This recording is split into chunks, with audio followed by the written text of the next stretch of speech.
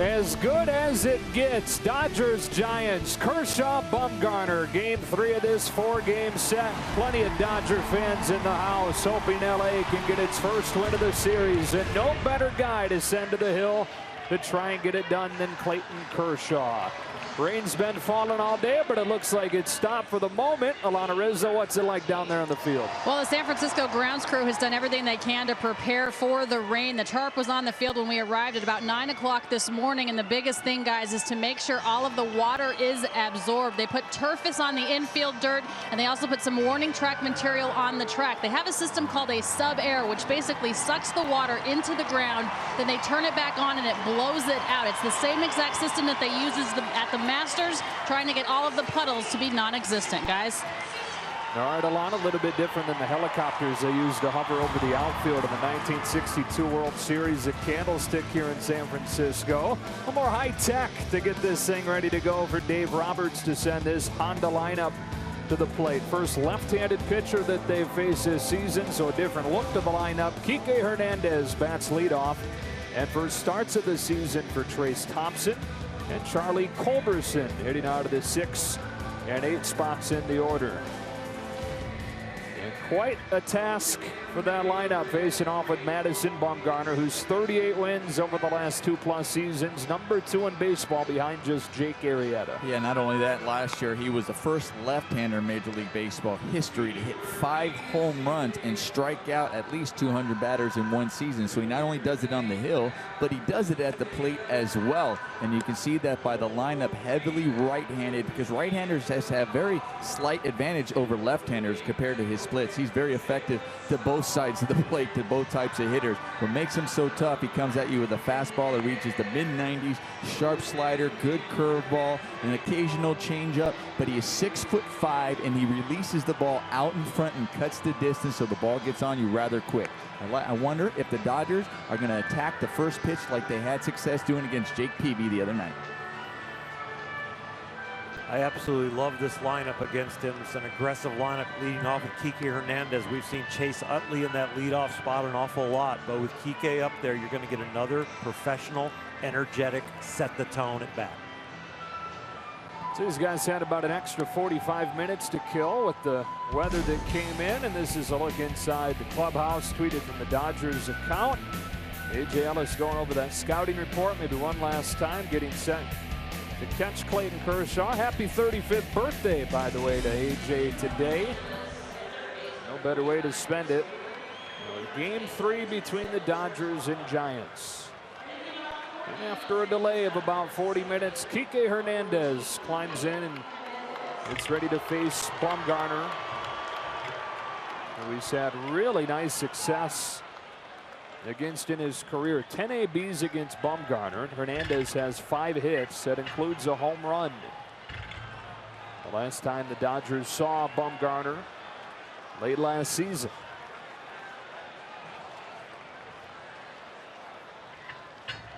Off we go with ball 1.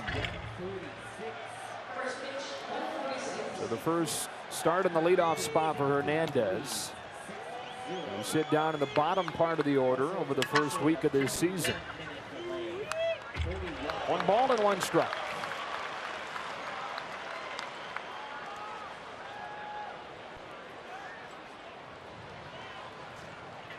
Hernandez 2 for 8 so far this season. Chase Utley getting his first day of rest.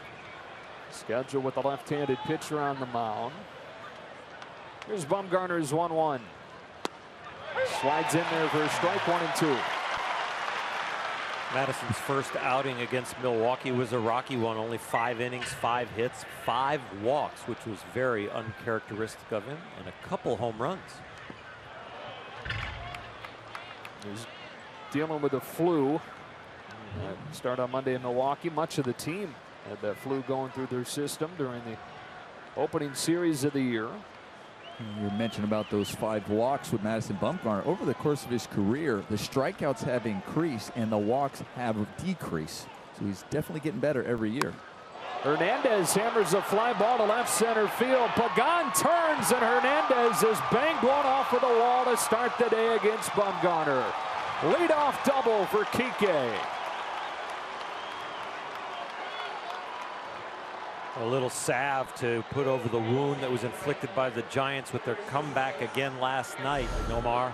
Well, you talked about having an energetic leadoff hitter. We know Kike Hernandez brings a lot of energy. We also mentioned about the success he's had off Madison Bumgarner in his career. His 11th at bat, going for this is his 6th hit as well. It sets the tone and gets your team fired up, ready to go. So he really carries the momentum for what Chase Utley has started in that leadoff spot this season with so many nice at-bats to begin games. And Yasiel Puig comes up, hitting second today and taking ball 1. Puig has remained red hot to start this season. 22 plate appearances, Nomar, and he's reached 13 times. Oh, he's had a very nice approach so far in this season. He's been staying on the ball better, not flying open. And here's a perfect example and a good time to really try to stay inside the ball and go the other way. 2-0 on Puig. His modest numbers against Bumgarner in his career. He's gone deep twice against him.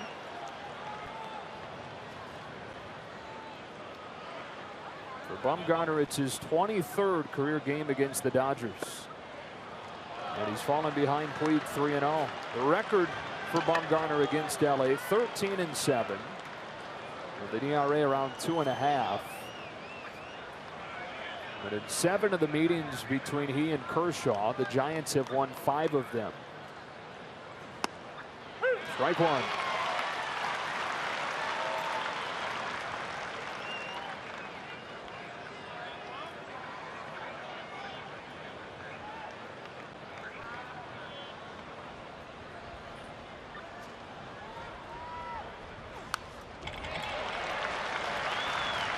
Our closed captioning today is brought to you by Shumash Casino Resort, where we are all about you.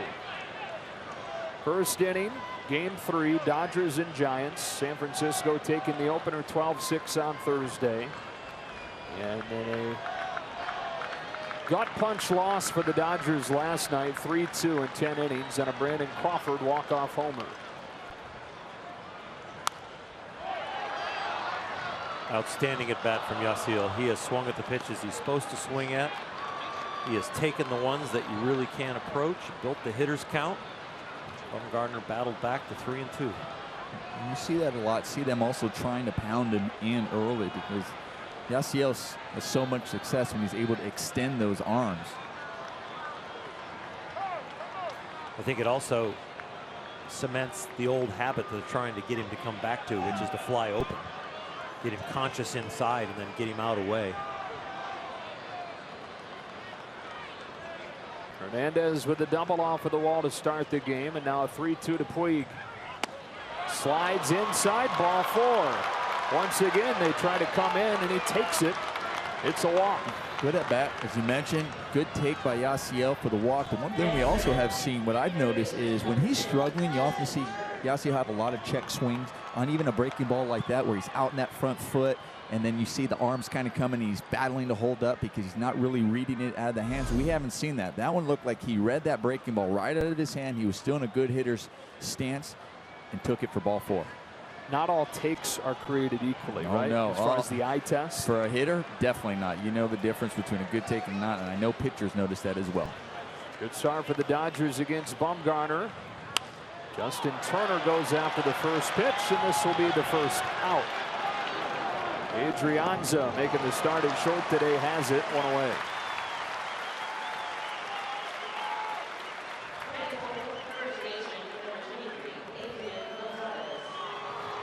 Yeah, Justin Turner definitely frustrated with himself on that swing right there, popping that ball up. He got first and second, nobody out, especially with the heart of your lineup, Adrian Gonzalez and Sly Kitten behind you. At the very least, you wanted at least advance both runners 90 feet.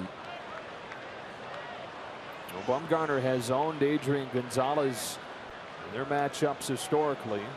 Gonzalez does 6 for 42 against Bumgarner. He slides one in for strike 1. Gonzalez 1 for 5 last night. 4 hits in this series with an RBI.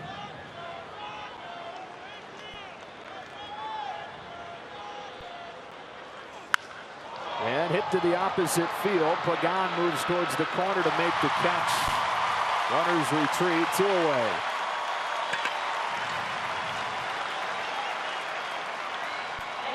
When you face the best pitchers around the league, when you get the table set, you've got to try and figure out a way to get them in, because you don't get many opportunities. And that's a perfect example. Adrian talked about his lack of success against Bumgarner. But if Justin was able to move the guy over to third, that's a sacrifice fly, knocking him in. So it's up to Scott Van Slyke. 2 on and 2 out in the first inning. And Van Slyke takes strike 1. Dodgers out-hit the Giants last night 9-2, but lost 3-2. There were many times throughout the late innings of that game, Nomar, where you said, boy, really be nice to get an insurance run. Really be nice to get an insurance run. We're not late at this point, but a golden opportunity against an ace here. And a bouncing ball mishandled by Duffy will leave the door open for Trace Thompson. Bases loaded now.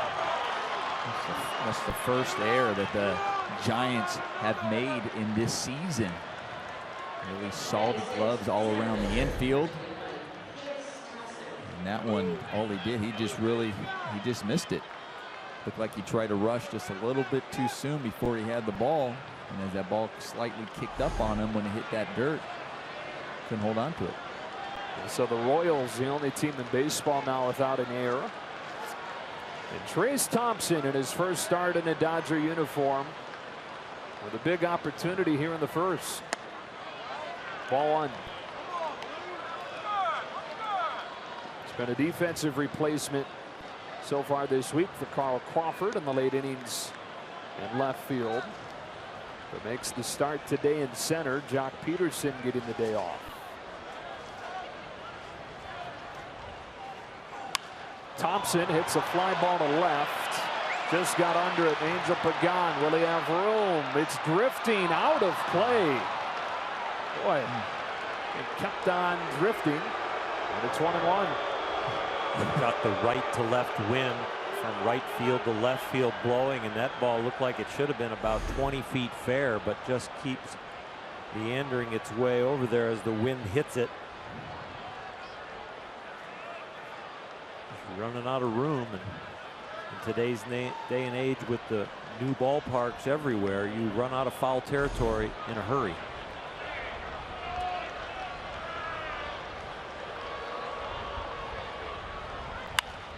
Hard hit. Duffy tested again. This time he comes up strong, and the Dodgers leave them loaded here in the first inning. Bumgarner pitches around some early traffic. Steps off the mound. Clayton Kershaw ready to take the mound. And a scoreless first inning after this.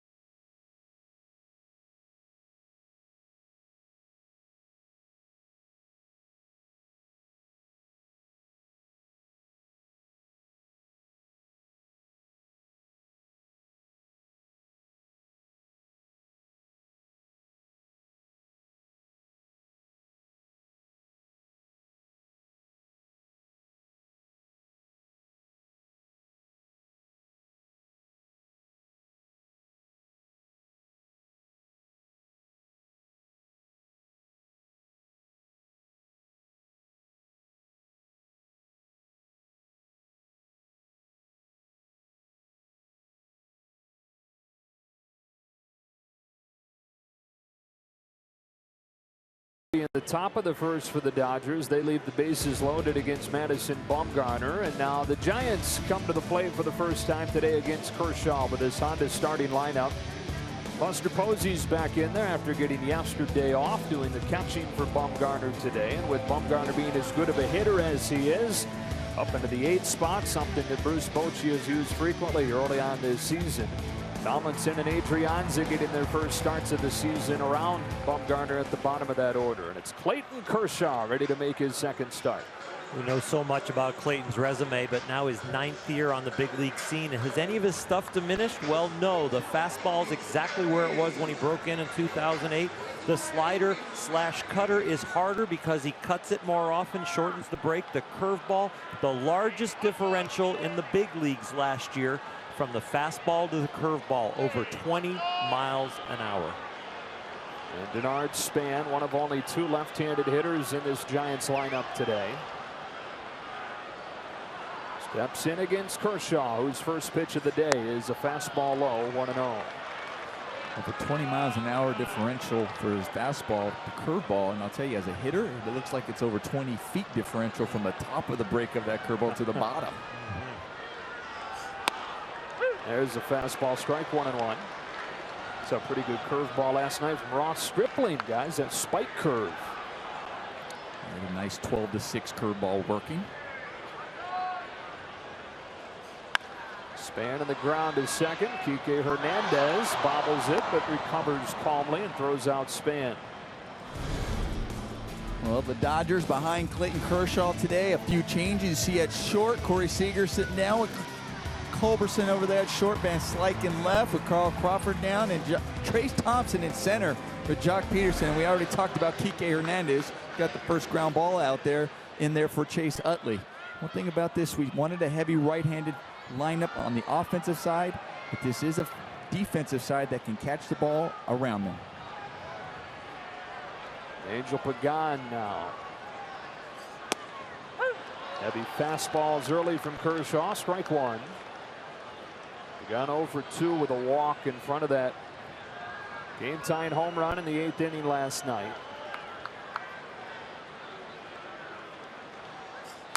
It was that walk that chased Stripling from the game, reached 100 pitches on ball 4 to Pagan. And then Trevor Brown followed with the first home run of his career, dating back to 1913.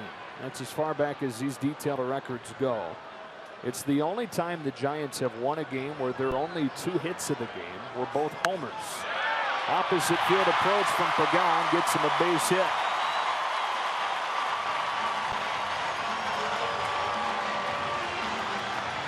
Pagan looked like he was looking in with the fastballs prior to this, going inside, but he bails a little bit at the front hip, but able to keep his hands back and able to slap that ball to right field. Has enough swing and balance left to make solid contact. So now Buster Posey.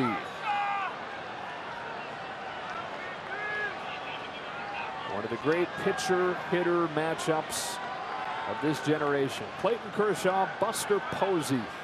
Strike 1. The bat goes flying into the extended screen. A year ago, that bat would have wound up either in the Camberwell or in the first or second row of seating here at AT&T Park. And he also had Hunter Pence there ducking as he's seen the bat come his way. And those screens, I'll tell you, extending it.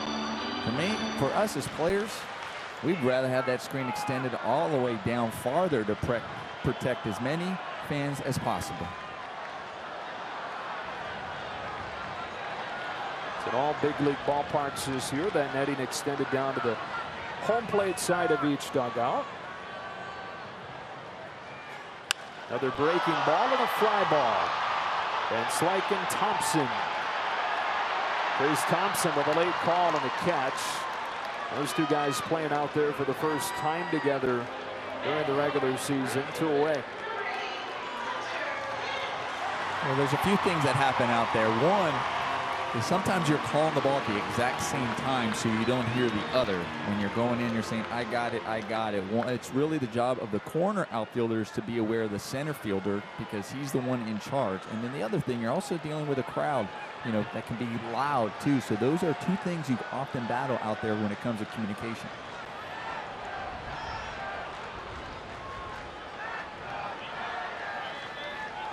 Pagan with a respectful look at Kershaw. He bluffed the pickoff move and sent him diving back in. Hunter Pence out of the cleanup spot. Both the cleanup hitters today have struggled against the opposing ace. We mentioned Adrian Gonzalez just 6 for 43 now in his career against Bumgarner. Pence against Kershaw 5 for 56.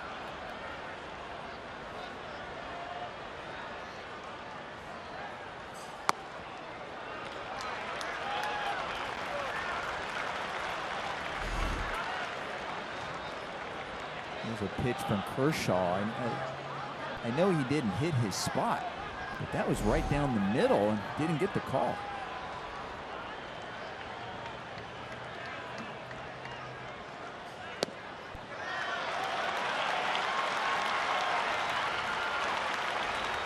Home plate umpire Jeff Kellogg last night through the ire of Chris Hatcher and Dave Roberts from the Dodgers. Dave Roberts thrown out of the game, out protecting Chris Hatcher, who had gotten into a bit of a shouting match with Kellogg. It's a 4-pitch walk. This whole series has been very tight behind the home plate, no matter which one of the men in blue have been back there, and the Dodgers feel like they've gotten the short end of that stick. It's Brian O'Nora today with the crew chief Kellogg down to third.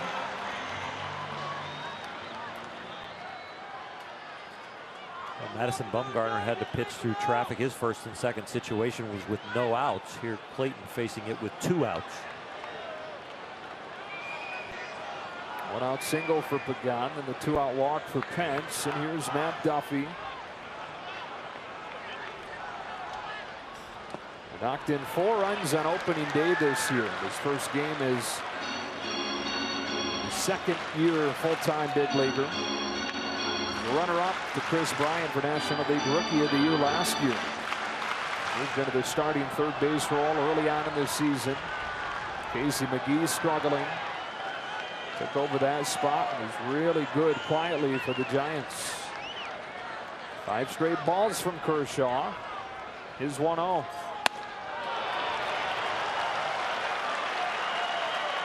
This is where some of the thoughts can creep in of who you're facing. Not the Giants, but Madison Bumgarner. The personal matchup, the thought that today I've got to be really good because I'm going against a good starting pitcher. And when you face a situation like this without being in the dugout yet, it's a battle. Bouncing ball to third. Justin Turner throws out Duffy, and some traffic against these 2 aces in the opening inning. Dodgers leave them loaded. Giants leave them at first and second, and we go to the second scoreless.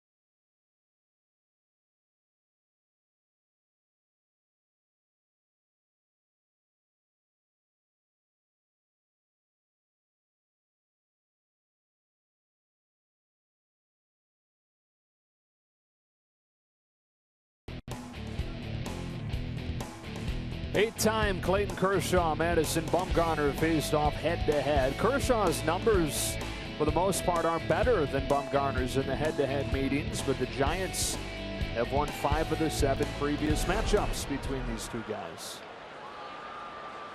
Bumgarner back to work, bottom third of the Dodger order. A.J. Ellis takes a strike. You were talking about it during the bottom of the first inning, Earl. You said that maybe it gets inside your head some that you're facing the opposing ace. You put a little more pressure on yourself. At least publicly, Clayton Kershaw says that's not a thing. Do you buy it? Well, I can know for me personally it was a thing. And I was always looking for a motivating force for that particular game. And so when you went against another ace, you really did, I thought, about it to motivate me to focus. Ellis pops one up. Right side of the infield for Brandon Belt. I can believe Clayton Kershaw that it doesn't matter to him, because we've even seen it at spring training. It doesn't matter what type of game. It seems like that focus or that, competitive drive that he has. He's upset with himself if he misses a spot in spring training, and he's just getting ready for the season. So, I think Clayton Kershaw, often the biggest competitor for Clayton Kershaw is himself. And on a day like this, we talked about it during the pregame show some, but for a guy who is so regimented like Clayton is, obsessive over his daily schedule, when you have a wrench thrown into it because of a rain delay, that can be tough. Charlie Culberson waits on this 0-1. Goes after it, loops a fly ball to left. Pagan running back to make the play with 2 outs. Little out front, which put topspin on the ball instead of backspin, so that ball came down to Pagan. Nomar, you were a guy that had a schedule that was dialed in down to the minute on game day. Yeah. I figured you get a bump back by 45 minutes, and we didn't even know that it would be exactly 45 minutes that it was delayed until roughly game time. Can't imagine that's easy to adjust to. It takes an adjustment when you're so focused, and I think it's harder for a starting pitcher. But for me, it was okay. At least I knew, give me a half hour so I can at least start my routine. And something that was in the shadows in prior generations were performance-enhancing drugs, and there was a vernacular in the clubhouse that was called launch time. And you were looking for the time, so when you're going to have your cup of coffee, to make sure your energy crescendos at the right time to get into the game, to be able to go. And today the guys are using all the natural substances that they can use that are not tested, and they're looking for that time to make sure they have that high energy for the next 3 hours. Bumgarner responds to a bit of a rough first inning with a 1-2-3 second, getting his first strikeout of the day of his counterpart Kershaw.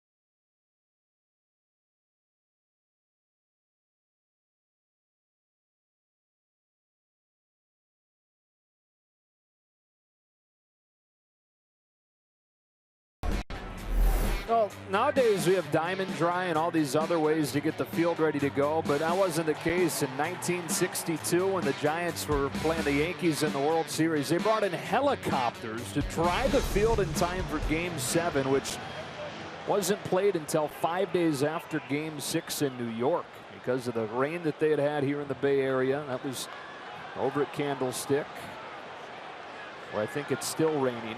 The wind is still blowing. Ball one delivered to Belt. That is some hustling and preparation by the truck to have that kind of. Amazing, huh? Ed Barnes digging deep to find that footage. Oh, don't compliment Ed.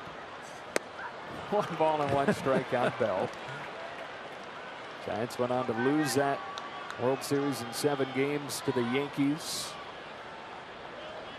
After, of course, beating the Dodgers in the 3-game playoff to get into the World Series. 3-game tiebreaker, final one of its kind.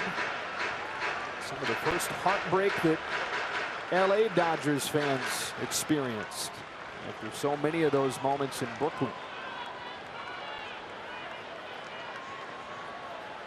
6, 7, and 8 for the Giants in this inning. And Belt takes strike 3 on a breaking ball.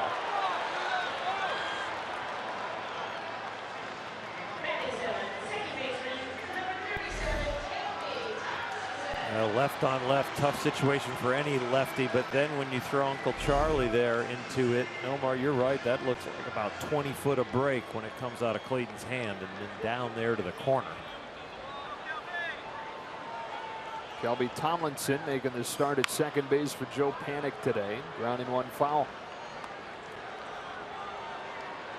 And that curveball and breaking ball, big part of the reason why Tomlinson's making the start, not the left-handed hitting Panik.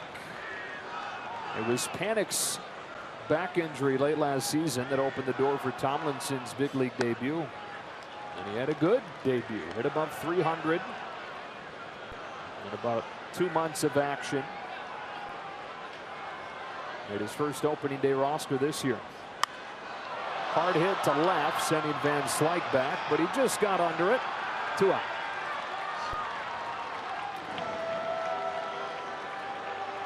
We are really catching a break right now with the weather.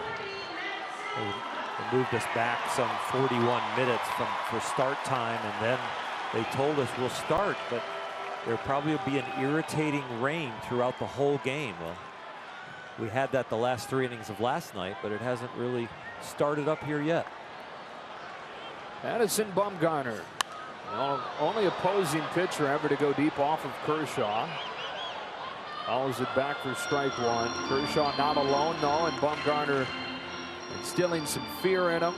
11 career home runs for Bumgarner, which is 1 short of Giovanni Gallardo for the most among active players, or active pitchers. He's a possible alternative sometimes as a pinch hitter for the Giants when he's not pitching. He's country strong. Here locally, does advertisements for pickup trucks. Hickory, North Carolina native. And drills another. Bumgarner's done it again to Kershaw. 1-0 Giants.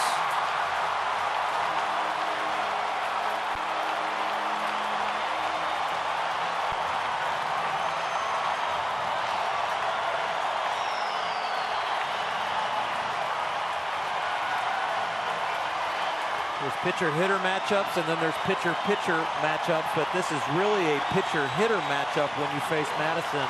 The power that he has, the ability he has to swing the bat. Sometimes pitchers get hits off you and you feel like they're lucky.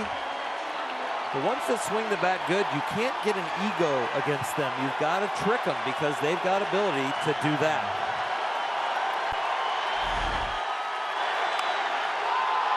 Adrianza hooking one down the left field line, foul, had home run distance to it.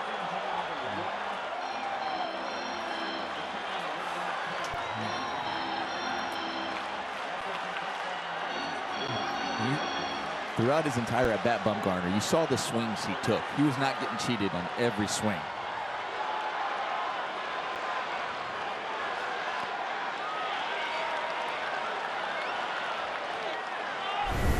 Last one back in May 2015 in this ballpark. Had a pretty similar look to it.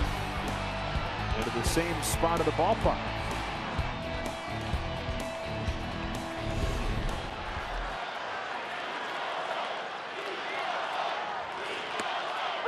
So he's now tied with Giovanni Gallardo among active pitchers with 12 career home runs.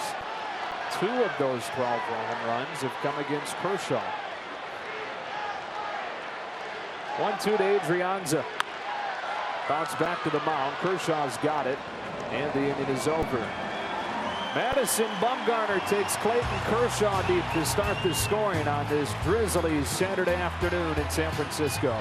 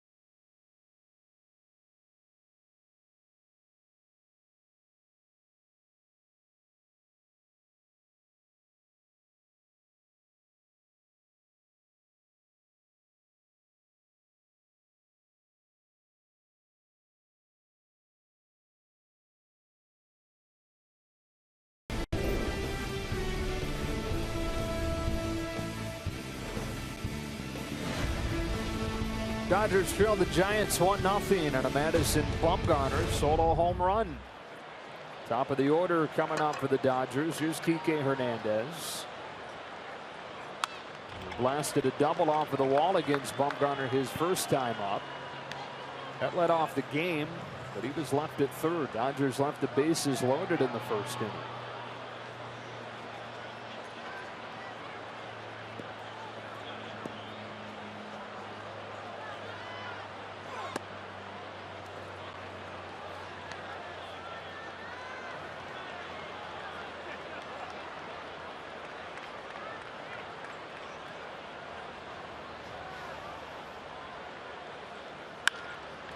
Another base hit for Hernandez, and he owns Bumgarner. Now 7 for 12 in his career against Mad Bum. Let's go down to Alana Rizzo on Yasiel Puig. Guys, one of the things about baseball travel that is so great is you spend 2 or 3 days in a respective city. On Thursday night after the day game, Trace Thompson and several of the players went to go see Klay Thompson, his brother, play at the Warriors game. And Yasiel Puig is one of the guys on this team that really takes advantage of being in a different city. He took his mom over to the Golden Gate Bridge, and they were walking over there enjoying that time. He also took her to Lombard Street. Every opposing city we go to, this guy gets up early and goes and checks out the sights. Backstage Dodgers is always there. There's the world's most crooked street, Lombard Street. You mentioned Alana. You guys ever go there? You check that out? For sure. Yeah. Beautiful.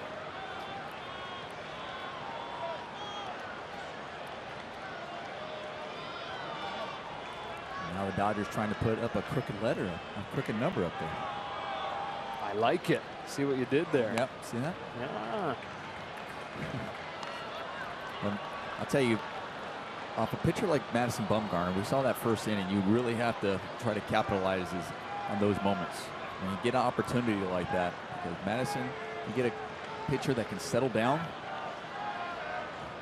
Now you have a leadoff single. Got to figure out a way to produce a run.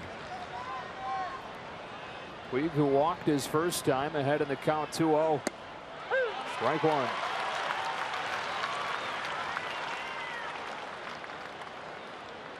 Yasiel has reached base in 14 of his 23 plate appearances to open the season. Exactly what the Dodgers were dreaming about, and quite frankly need. Here's a high fly ball to left center field that'll hang up there for Angel Pagan. Hernandez tags and holds, one gone. This week only, T-Mobile customers can get a free season-long subscription to MLB.TV Premium. Go to T-Mobile.com/MLB to sign up now and catch every moment on America's fastest-growing LTE network. Here's Justin Turner. And not that the Dodgers need him to have an on-base percentage of .700 or whatever it is right now, but coming into the year, Puig, one of those X factors that could swing this lineup one way or another as far as how successful they are as a unit.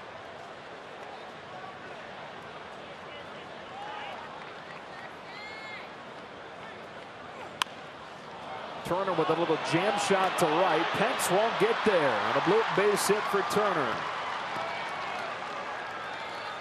Twice Justin Turner has tried to ambush Madison Bumgarner. First time with first and second, and Bumgarner was struggling with command. Got a fastball. This one kind of gets in on him, and he looks disappointed, but he won't be when it touches outfield grass. You see the toss of the bat, the drop of the head, but this one happens to fall in and set the table.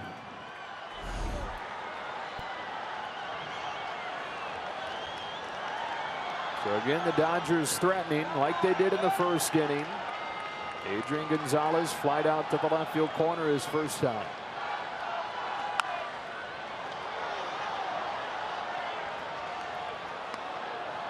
It's like some hitters are looking for the first straight thing they see, and other hitters are looking at one side of the plate or the other. Kike looked like he was looking for something on the inner half. Adrian's looking like he's trying to shoot a fastball to left field.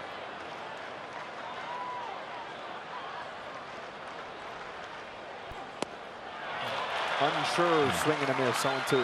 For lefties, it's so hard because Madison Bumgarner mentioned how he's 6'5", releases out in front, but he also throws from a 3/4 angle as well. So for a lefty, it looks like it's almost being released behind you, or he's coming across from behind you.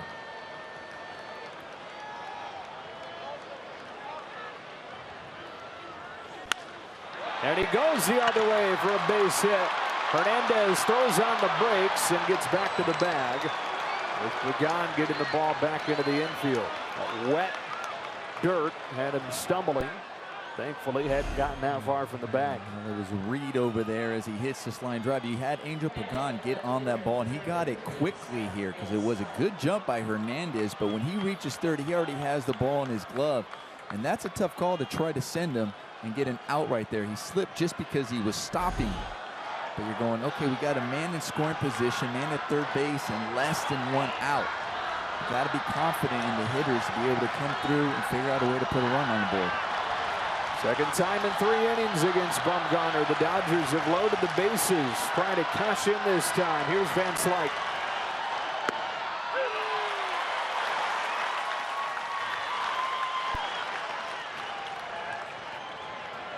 One for 9 so far this season. He's got Hernandez at third. He's got Turner at second. He's got Gonzalez at first.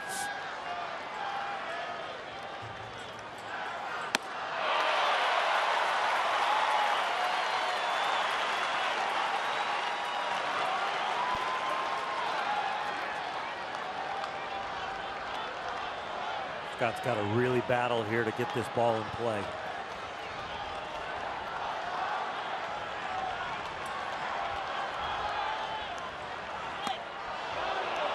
And it hit him. This game is tied at 1. On an 0-2 pitch, Scott Van Slyke is hit by a pitch to get an RBI, bringing home Hernandez in a 1-1 game.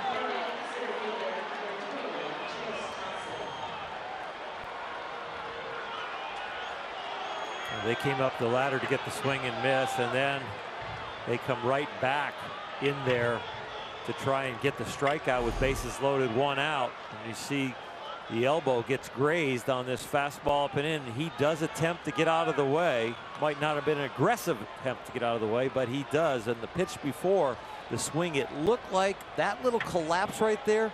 That seems to be like a shooting back pain to me. We're going to have a little change right there. And so Jock Peterson comes in, replacing Van Slyke. And you would assume that'll mean that Thompson will move over to left field. Peterson will come in center. I mean, right away, when this swing happened, or we said it didn't look right. It looked like something was bothering him right there. And even when he got hit by the pitch, going down to first base, he was gingerly going down to first base. And with all the injuries that the Dodgers have been sustaining, he's walking around right now, but they don't need another one. Hopefully it's just maybe some sort of just spasm and muscle tightness that he's dealing with. Becomes even more of a blessing, the result of that pitch. If he was up there dealing with some kind of issue in the middle part of his body, he won't stand a chance against a guy like Bumgarner. But he's hit by the pitch to bring home a run and tie the game and bring up Trace Thompson with a little less pressure. It was a good swing by Trace Thompson, getting that fastball early on. Talked about some of these hitters trying to ambush Madison Bumgarner. That was a good pitch to drive to the outfield. Grounded out with the bases loaded and the first. Waits on this 0-1. Breaking ball, hooked over the outside edge, strike 2.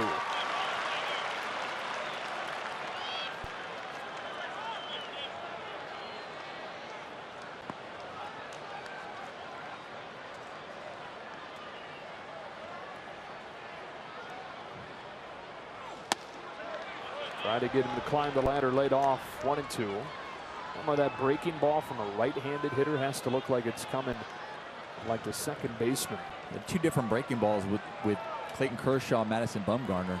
His is more sweeping, Bumgarner's, as compared to the 12-6 in Kershaw. Thompson down on strikes. A big punch out for Madison Bumgarner. 2 outs in the third. Low arm angle that he delivers it from, but he still gets tilt. He's got very good hand discipline to get on top of the ball and spin it down to avoid the barrel of the bat.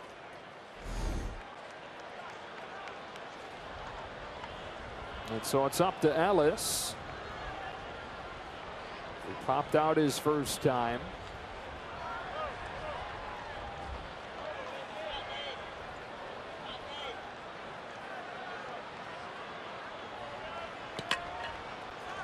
Hernandez, Turner, Gonzalez always singles. Van Slyke hit by a pitch to bring home the Dodgers' first run of the day. And Ellis takes the strike. AJ wants this bad.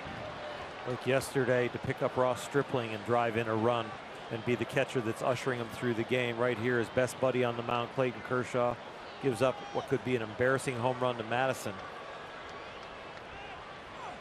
And now he wants to put him on top. Catch Clayton and drive in a few runs for him. We have the 2 most frequent batteries in baseball over the last 5 or 6 years going at it today. Kershaw and Ellis, only group that started together more. Bumgarner, Posey. 1-1. Bottom of the zone, strike 2.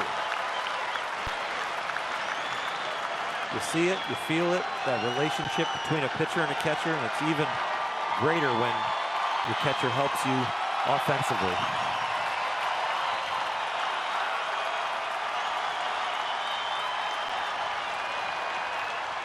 Back-to-back strikeouts to get Bumgarner out of another bases-loaded jam. Dodgers get 1 when Van Slyke is hit by the pitch, and we are tied at 1.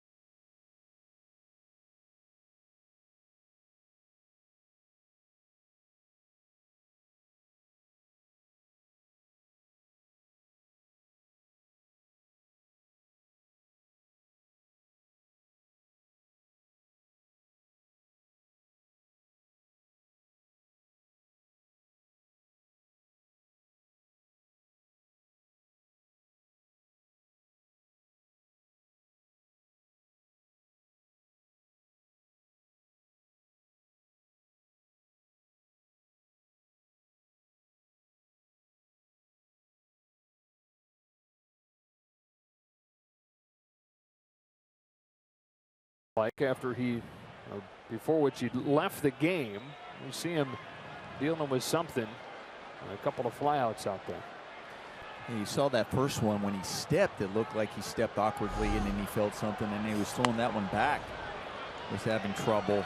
That same movement, like he was almost stretching, and then after this swing, a very awkward swing here. Just not right. Scott's dealt with back issues throughout his career. Bernard Span lets the fly ball to Puig for the first out. The more injury issues for the Dodgers in the outfield. We check in with Alana.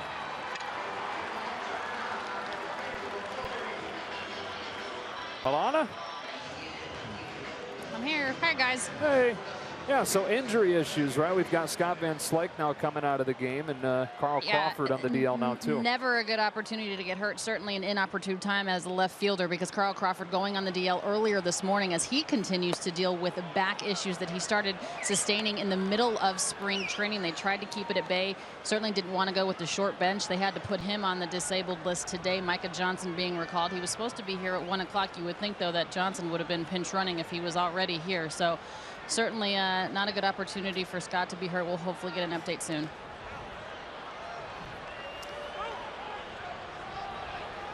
Suddenly that glut of outfielders not looking so gluttonous. Things tend to work themselves out.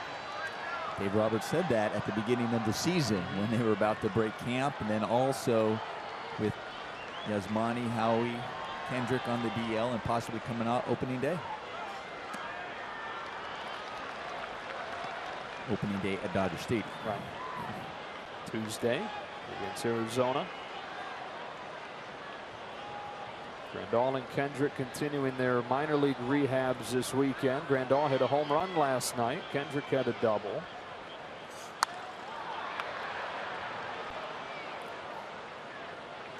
Or you're Clayton Kershaw. In the back of your mind, are you thinking about after your team just came in, tied the game up, to try to get them a really quick inning here? Oh, you want to get him out, and you want to get a quick inning. You get that leadoff hitter who's outstanding. I think for Clayton, too, he's truly trying to zone in on making sure he can get the ball in with his fastball to these right-handed hitters. See right there, he's trying to come in, but he's still only getting it to the inner half. He's not really black or ball, and he really needs to establish high-quality pitches in there, because people know that's where he likes to go. As you see AJ's glove creep towards the middle of the plate, those are the balls that hurt you. When people know you're coming to the inner half, you really want to make a high-quality pitch. He retires the first two here in the third and gets Buster Posey. He lines a base hit to right.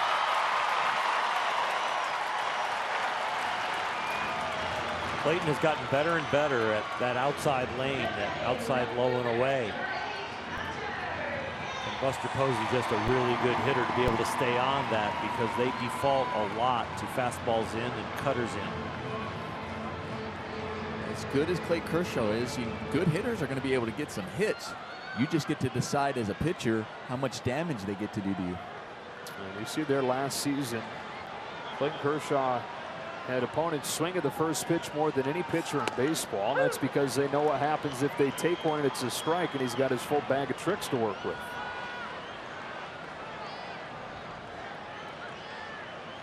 He throws 3 pitches for strikes over 60% of the time. So you cannot check out on any one.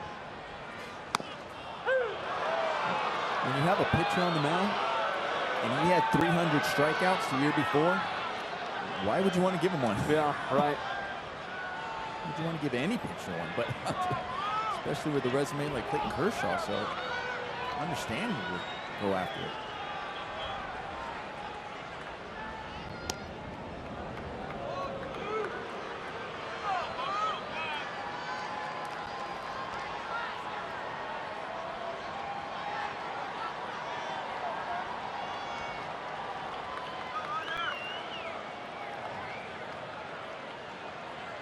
Two to Hunter Pence.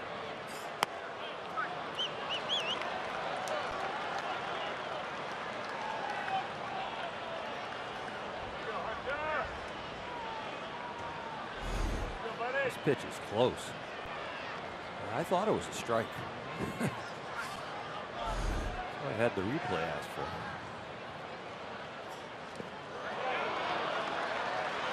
Tell you what, I think the strike zone has kind of been on roller skates here for a lot of the guys lately. I think the umpires are just getting into the season too. Hasn't been the most consistent strike zones that we've seen. And these guys are really, really good at what they do. They can have good and bad days just like players. Posey, a 2-out single and a 2-2 to Hunter Pence. Second Kershaw strikeout of the day, and the third inning comes to a close as Ellis throws him out. On to the fourth, tied at 1.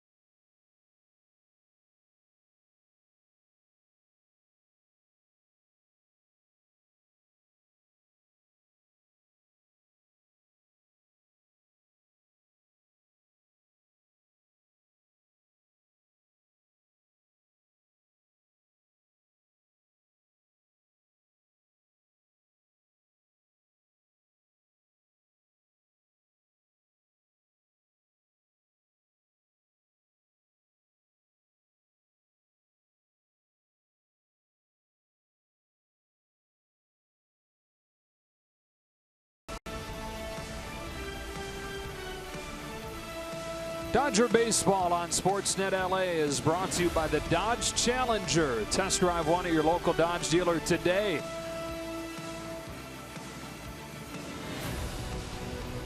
Tied at 1, on to the fourth inning, and Charlie Culberson against Madison Bumgarner. Taking strike one. 2007, the Giants took Madison Bumgarner with their 10th pick. And a few picks later, they took Charlie Culberson. He was traded to Colorado several seasons later after he had debuted in the majors with the Giants in 2012. They traded him away for Marco Scutaro during the 2014 season. That was an under-the-radar deal, but Scutaro would go on to win the NLCS MVP. So the Giants won the World Series. 1-2.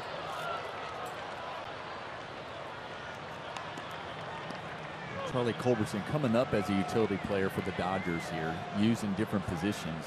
He had a good spring, obviously, to make the opening day roster.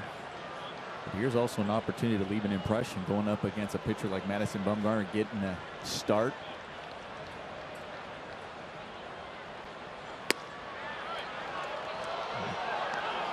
They're looking to see if maybe he can come out here, supply a spark, knowing that they can count on him at any moment against any type of pitcher. Okay, Corey Seager, his first day off of the season. Culberson opening up this fourth inning. With Howie Kendrick getting better, Charlie could end up being the odd man out when it comes to the roster. So you're right, Nomar, about making an impression that could last.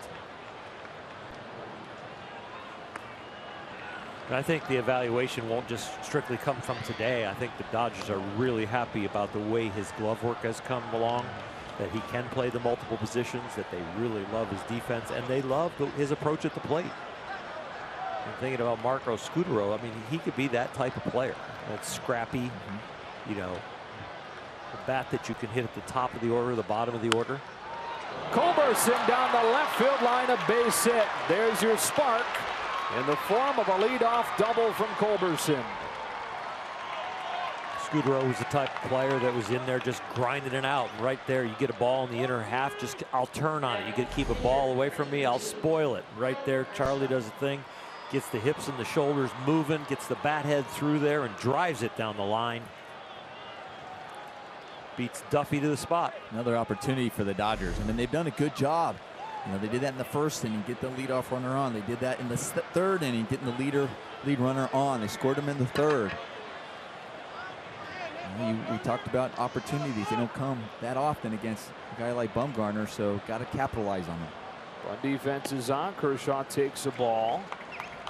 Kershaw had a hit on opening day, and it was in a bunt situation on a slash play where he showed bunt, pulled it back, and hacked a base hit through the left side.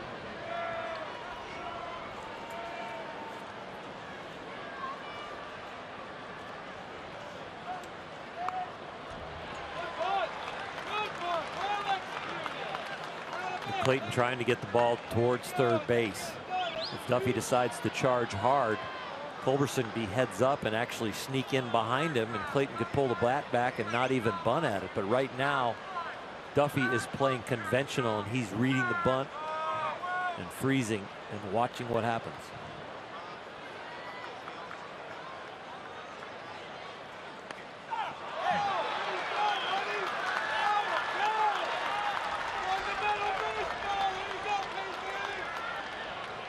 Clayton upset with himself because he's setting the angle to get the bunt down properly, but then he's kind of giving away with the top hand and dropping the barrel and fouls it off. If you set the angle of exactly where you want the bunt to go, you deaden the ball or catch the ball using both hands, because if you only use the top hand, you change the angle of the bat and you change the angle of the barrel, and you got a chance to foul it off.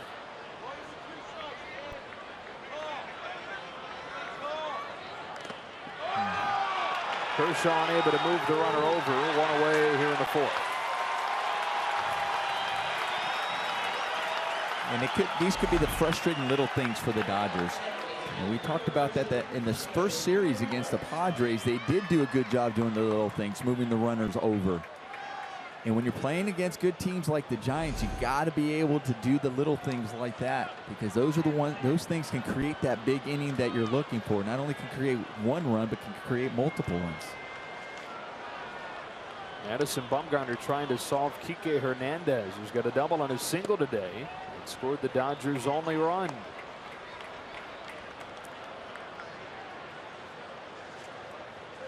The reason that's so important, because Kike, okay, he's had success on Bumgarner, but it just changes your at-bat, your thought process when you have a man on third base and less than two outs. Because let's say for Madison Bumgarner, for example, your thought going in is, I want to lay off the low strike. I want to get him up in the zone because he's more hittable that way. So now that's even your approach when there's a man on third and less than 2 outs. So it actually sets you up for your perfect approach and can be successful.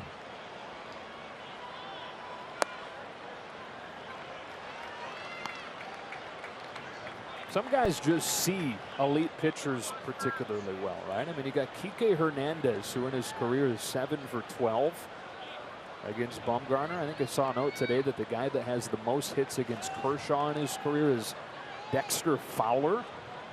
Not that Dexter Fowler's not a good hitter, but it seems like there'd be another name at the top of that list, and it seems like there'd be a different name with a line of 7 for 12 against Bumgarner.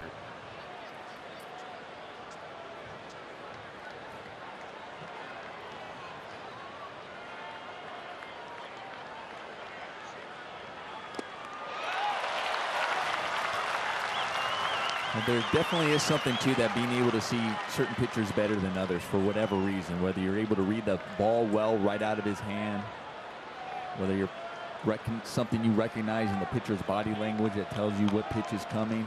It's hard to explain, but you definitely do pick up things as a hitter. Culberson at second with one away in a tie game in the fourth, and a 2-2 to Hernandez. This time Bumgarner wins the battle, his second strikeout of the inning. Madison does that so well. He's able to climb the ladder, especially to right-handed hitters, and he doesn't go so high that you just leave it alone. He goes right in that area where you see the ball, and it's huge, but it's just a little hard to catch up to. So now Puig goes 0 for 1, walked in the first inning and flied to left in the third.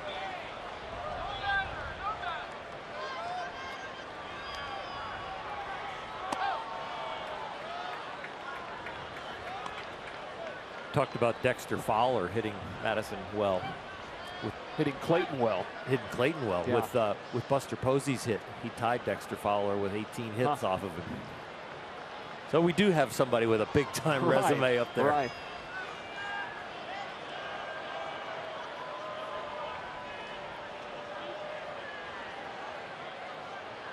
Puig with a chance to give the Dodgers their first lead of the game. A 1-0.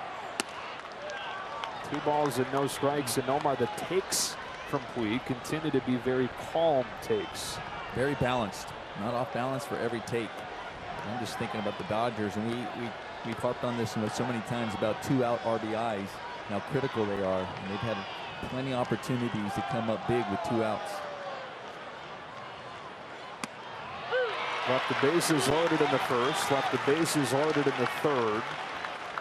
They got leadoff doubles in the first and here in the fourth. Trying to take advantage.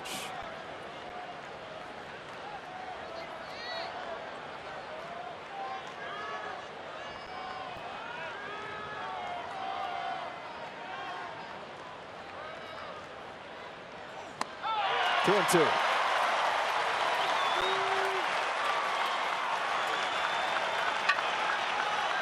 The Giants have really not put that much pressure on Clayton Kershaw, just the home run.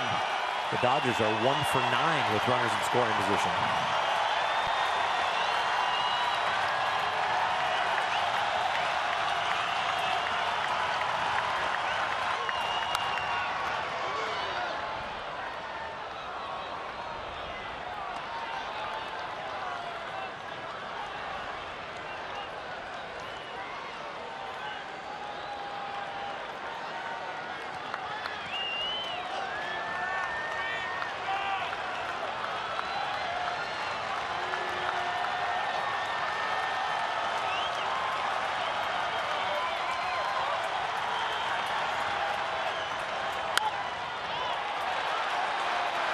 Playable and right for Hunter Pence. And after the leadoff double from Culberson, Bumgarner strikes out Kershaw, strikes out Hernandez, and gets Puig to fly lazily to right.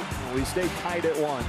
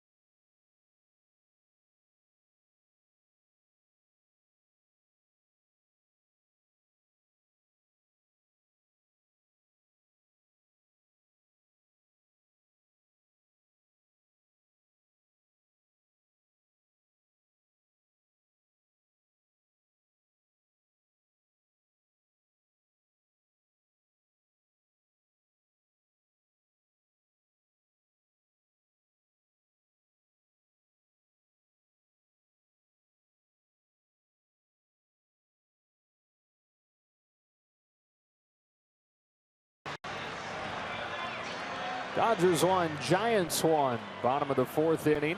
Joe Davis, Nomar Garciaparra, Oral Hershiser, Alana Rizzo.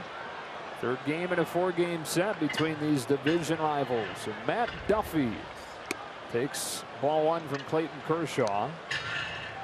2 strikeouts and a walk so far for Kershaw. Duffy grounded out his first time.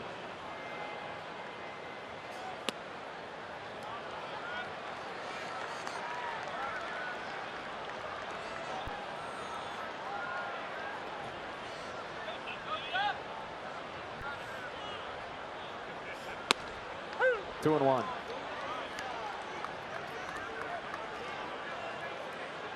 Second start of the year for Kershaw. Opening day, 7 innings, gave up just 1 hit, no runs.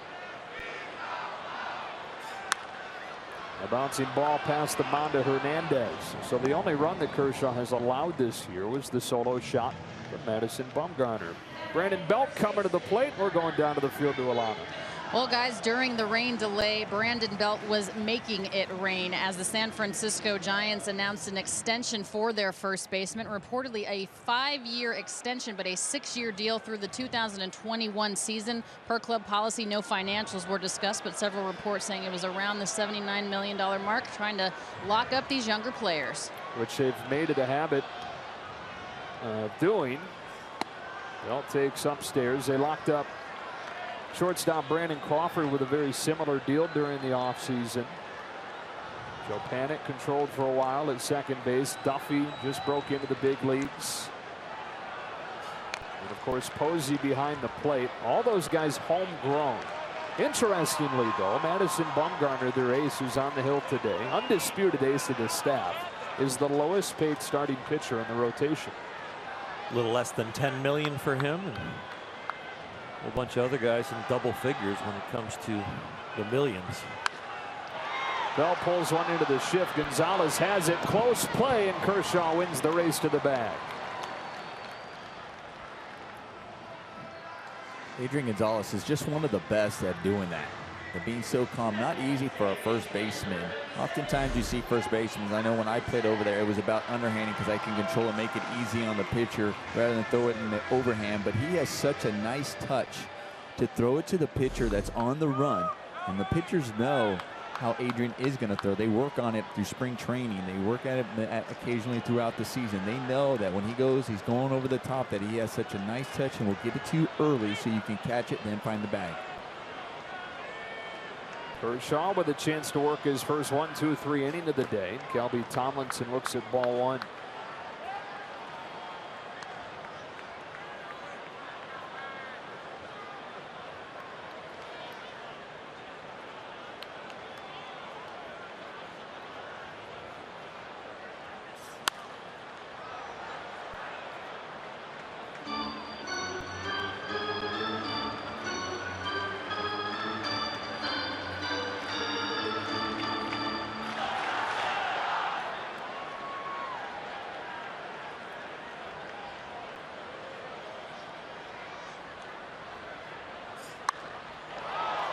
Off of the barrel, but in the air to center. It's Jock Peterson.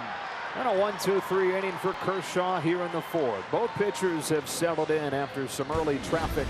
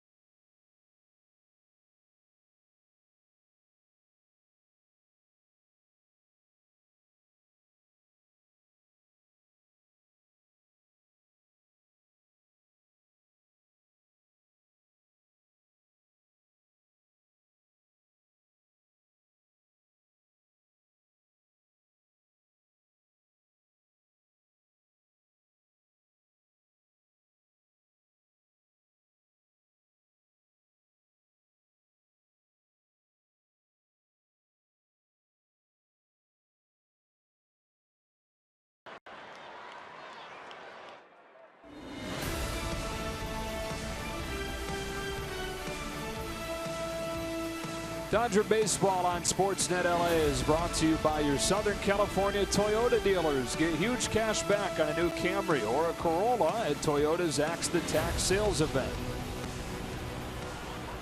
Justin Turner leads off this 5th inning against Madison Bumgarner in a 1-1 game. Bumgarner's solo homer back in the 2nd, accounting for the Giants' run. The Dodgers got one in the 3rd when Scott Van Slyke was hit by a pitch with the bases loaded. Van Slyke has left the game, and the word that we've gotten is that it's lower back tightness.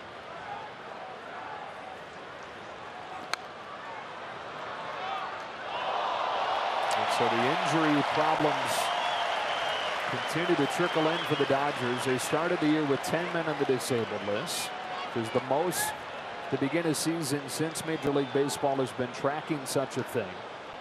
Carl Crawford to the disabled list this weekend with a back issue himself, and now Van Slyke dealing with something too.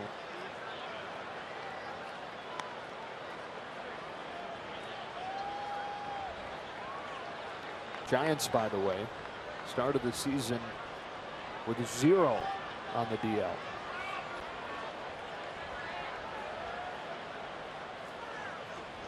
You go into the Dodger clubhouse before a game, you don't see a lot of players around the locker room because the training room is so busy. Maybe a few guys are in getting a sandwich in the food room. Maybe somebody's out throwing their side work, and a couple are in the cage, and pretty much you can go in there and the media can interview themselves.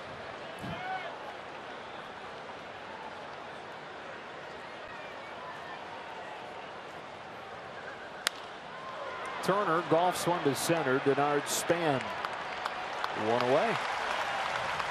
Celebrate the legacy of Jackie Robinson. April 15th, these two teams meet up back in LA, and the first 40,000 fans in attendance get a replica Jackie Robinson jersey presented by Bank of America. Go to Dodgers.com/promotions to learn more. Adrian Gonzalez 1 for 2, a fly out and a single.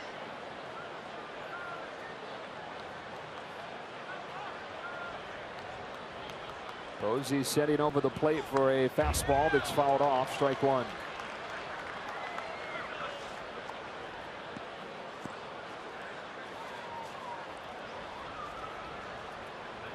Adrian Gonzalez, we've seen early in the season, he's been having some really good at-bats. Today's the first time that I've seen him most frustrated after swings, or maybe a little bit off balance on certain swings and pitches that he's just not picking up quite as well. First left-handed starter he's seen, and not a fun starter by left-handed standards, or a left-handed hitter.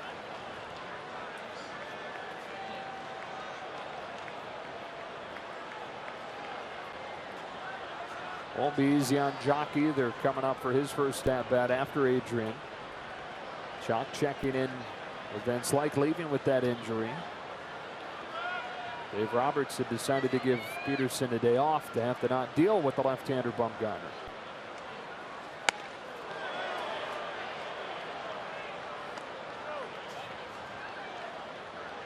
And that right there is a perfect example of what I'm talking about. We've seen Adrian Gonzalez. You get a pitch that high off Adrian Gonzalez, a fastball, there's really not even a movement from his upper body. He's just recognizing it right of the hand and not moving that body, possible check swing.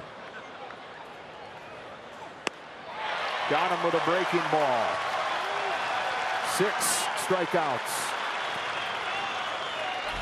Not the big breaking ball, just kind of a short, tighter breaking ball, but from that arm angle it can look huge because the trajectory of the ball just coming from the first base side doesn't need a lot of break when you've got that low 3/4 delivery.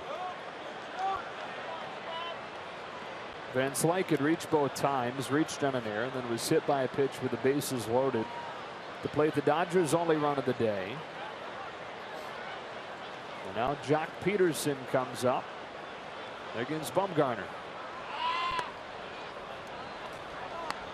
Jock Peterson has faced Bumgarner before. He's 2 for 8 off of him. He does have an extra base hit, actually 2 base hit, extra base hits, a double and a home run.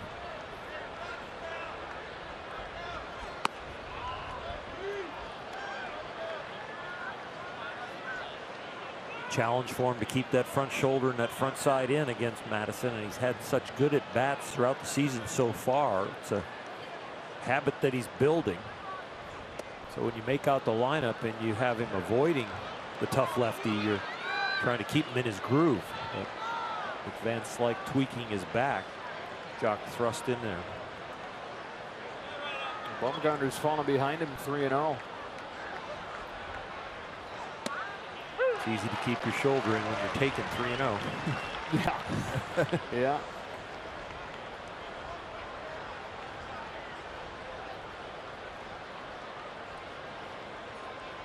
Pull shift on for Peterson, waiting on this 3-1 from Madison Bumgarner. Strike two. 3-1, 2 out against a right-hander. You would have saw Jock open up his swing and swing for the downs. Against Madison, you can see he's still searching for a release point and to feel comfortable.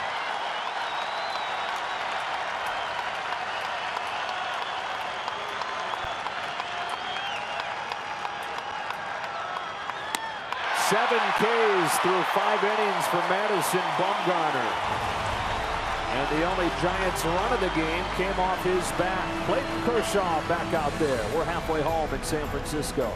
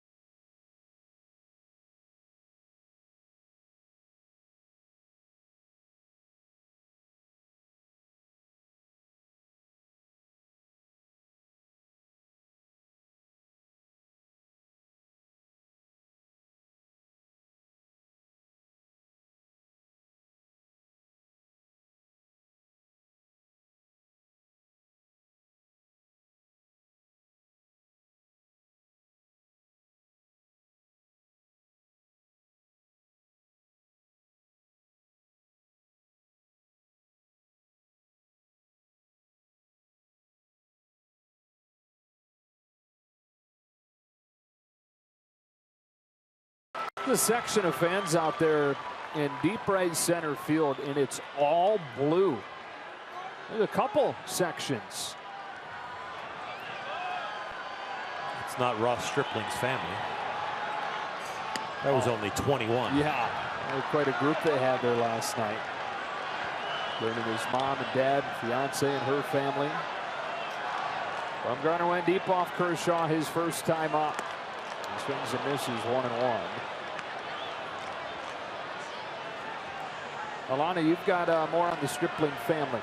Well, as Orel mentioned, guys, 21 people in attendance for Ross Stripling's major league debut. Some friends from high school, friends from college, of course, his fiance, his parents, her parents.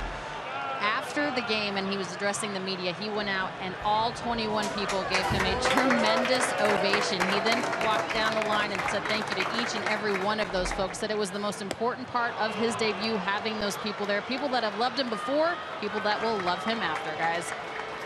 It was the deepest that a pitcher had gone with a no-hitter in his debut game since a guy named Billy Rohr for the Boston Red Sox in 1967. Down on strikes goes Bumgarner, one away. He went 8 2/3, Roar did. He was 1 strike away from finishing off a no-hitter when a soft single broke it up. And the Yankees home opener, pitching on the road. He beat the Yankees again the next time that he faced them, which was in his next start, and never won another major league game. Well, there's a happy ending. No, that's not. That's not happy. Adrianza down the left field line towards the foul pole, and it's gone. Adrianza with a solo shot to put the Giants back in front. Adrianza in his first at bat after Bumgarner homered in the very next pitch, fouled one out down the left field line, the right distance, but foul. This time around, he was able to keep it fair, pulls his hands in, gets the barrel on it. He knows he's got the distance. He's just checking to make sure that it stays fair this time. Hits it up the tunnel there. The most unlikely of sources getting to Kershaw today. Bumgarner with a solo shot out of the 8th spot in the order. Then it's the 9-hitter, Ray Adrianza, with only his 2nd career home run. And it's 2-1 Giants. Guard span. Back up the middle. Culberson spinning and throwing to get him. Nice play, Charlie Culberson. 2 out. Nice range by Charlie Culberson, going through the legs of Clayton Kershaw. We've seen Clayton Kershaw snag that with his glove as we have a look at the Morongo slow-mo cam right through the legs.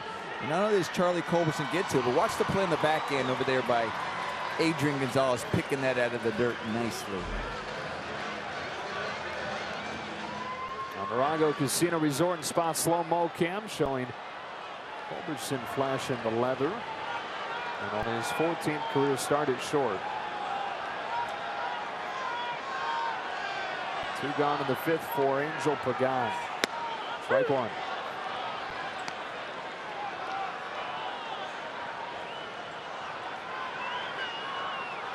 Four of the last 6 Giants hits have been homers.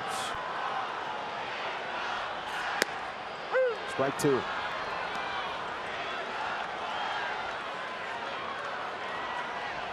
A little bit of that all or nothing when Clayton comes into righties. They're looking in there, but if you don't get it all the way in that lane, they're able to pull their hands in and get the barrel on it. We saw that with Madison Bumgarner's home run, and Adrianza's home run also was attempted a fastball and just didn't get it in there.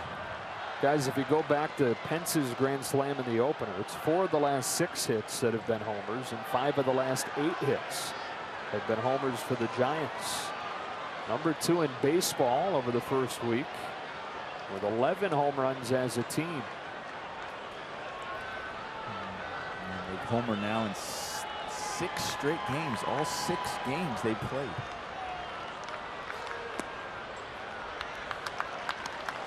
Only team they're trailing in home runs is the Colorado Trevor Stories.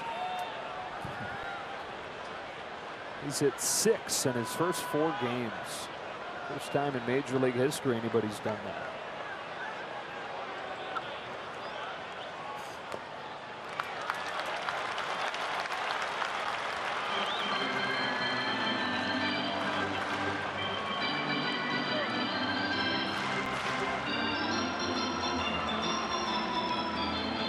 Posey due next. Kershaw would like to face him to begin the 6th. Instead of with a man on here in the 5th. 3-2 to Pagan. Got him. On a disappearing slider to finish the inning. Bookend punch-outs in the frame for Kershaw, but they surround an unlikely homer from Adrianza. The Giants back in front.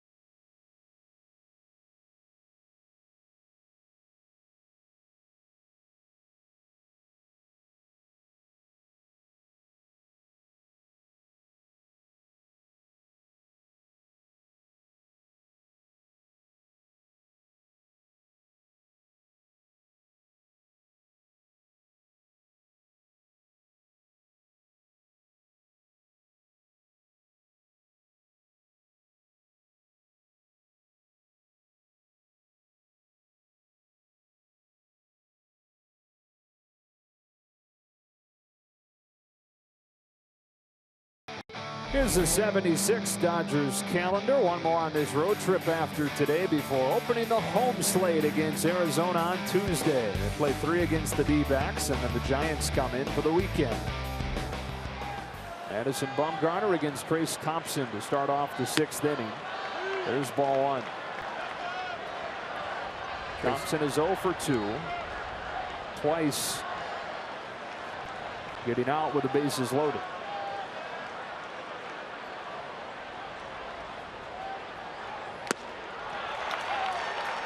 Trace got to see his brother play the other day. Yeah.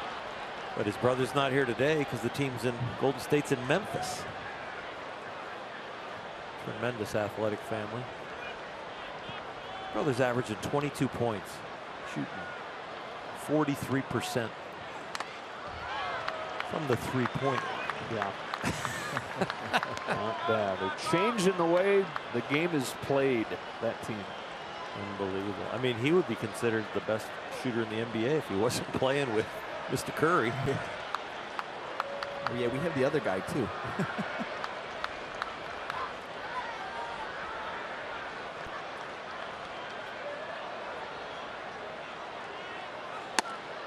Check in with Alana. Ridiculously athletic family. Of course, his father Michael, a great NBA career. His brother Michael was drafted by the Cleveland Cavaliers. Clay, of course, playing for the Golden State Warriors. His mom Julie played volleyball in college, and of course we have Trace Thompson here, who really liked football growing up as well. He said his favorite player was Jerome Bettis. There's a double down the line potentially, although it's cut off by Pagan. Thompson hustling it in with a double to begin this 6th, Alana. The stature that Jerome Bettis was. So he said he wanted to stunt his growth because he didn't want to be forced into going into basketball professional, and he heard that caffeine stunted your growth. So he started taking sips of his mom Julie's coffee, and he stopped eating broccoli, stopped eating his vegetables in hopes that he would be a little bit more stunted, wanted to be like the bus. I think he made the right choice playing baseball, guys.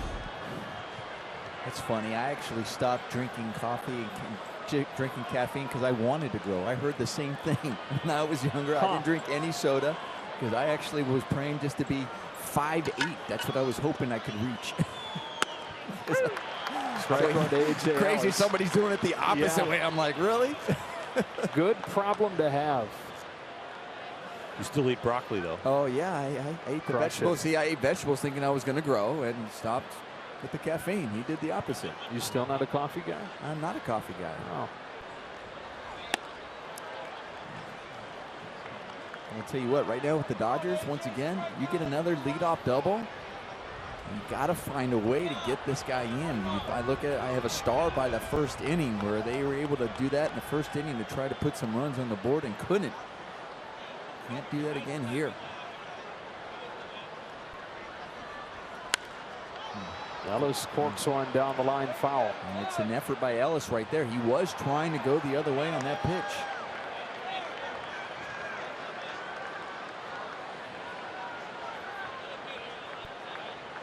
Bullpen starting to stir for the Giants.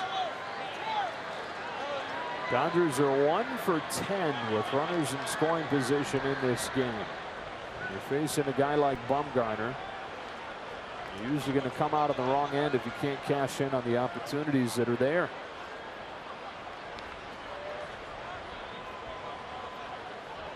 One-two to A.J. Ellis.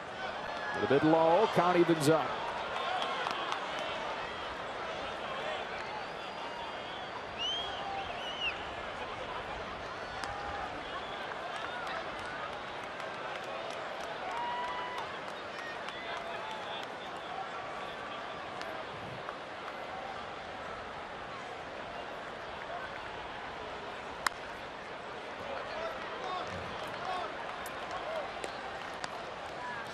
So as a hitter, as you know, okay, my job was to try to move the runner over. You gave yourself with 2 strikes, you're still now just trying to protect, and you're thinking, if I can still get the job done, fantastic. But because you're going, okay, I can stay inside the ball, especially as a righty. That's not necessarily a bad approach, especially off a tough pitcher by Madison Bumgarner.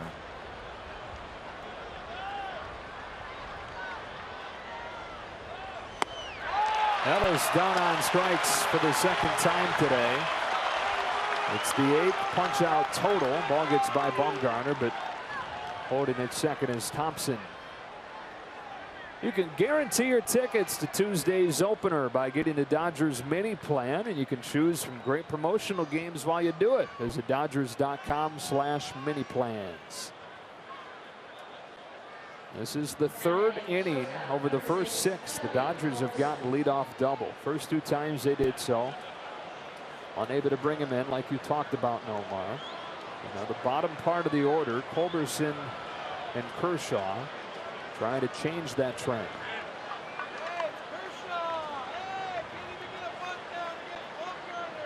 Culberson had one of those leadoff doubles. That was in the 4th.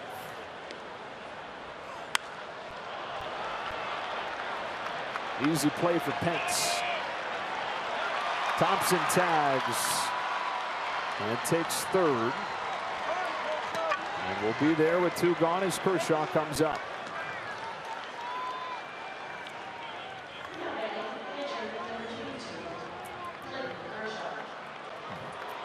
A couple of strikeouts for Clayton in his first 2 at-bats, and also the memory of Madison driving in himself. So this at-bat a little bit personal for Clayton, wanting to even this game up.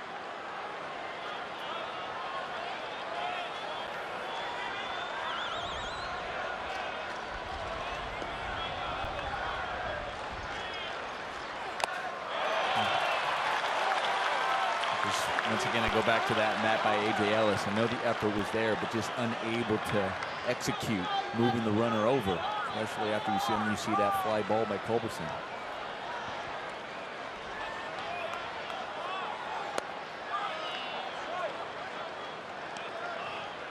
Now Kershaw in his career 1 triple, 1 homer. Both of them have been against the Giants. Waits on this 1-1 from Bumgarner.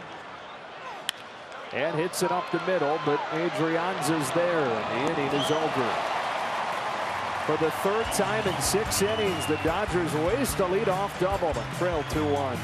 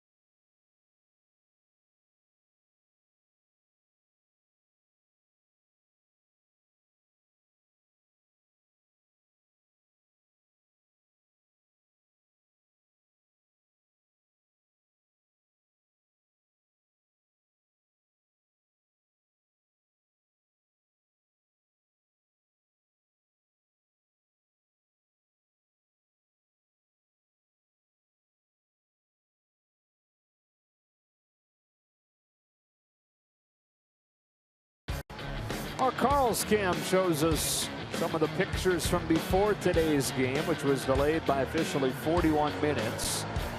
Kershaw come out to the field to get ready, and then they sent him back. With the rain continuing to fall. Wasn't too happy about it, as regimented as he is. With the tarp back on, they took it back off, got the field ready to go, and all things considered, with the way the forecast was looking for much of the day, Going to be pretty pleased that we're still rolling along here into the bottom of the 6th. Rain, for the most part, has tapered off since we got this thing going. Well, I'm glad they made a decision to start the game. There was rumors that they might hold off till 3 o'clock or so because that was the window they were looking at, but the forecast changed and they were able to change with it.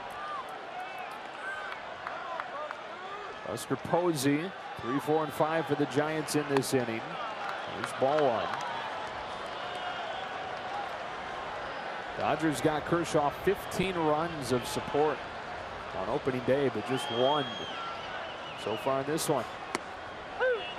Missed opportunities throughout the first 6 at-bats of this game for LA. Yeah, it can be very frustrating for an offense.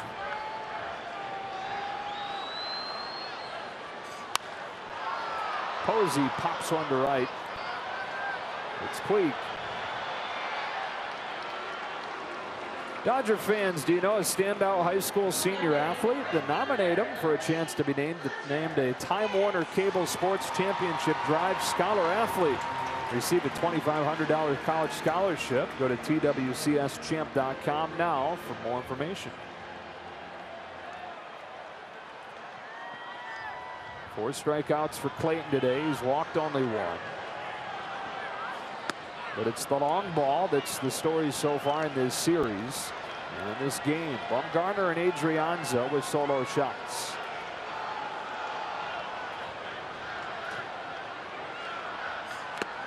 Pence tried to join them.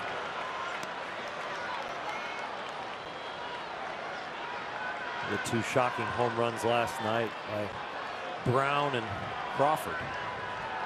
Stuck a dagger in the Dodgers.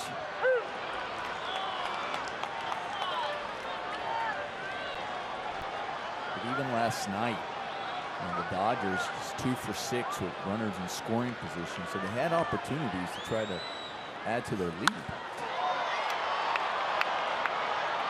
It's Puig again. 2 up and 2 down here in the 6th. They gave themselves, I mean, the one thing, the Dodgers are giving themselves opportunities, which is good to see. It's one thing to say, okay, well, they're not even giving themselves chances, but then when those opportunities are there, they're just unable to capitalize on that. They did a lot in San Diego, we know that, but then here coming in here to this series, they haven't been able to do that.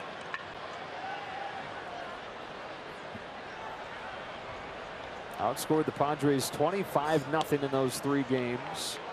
Matt Duffy looks at ball 1. Giants winning game 1 of this series 12-6. Game 2 last night 3-2. Giants are 4-1 on this young season, and in all 4 wins they trailed at one point.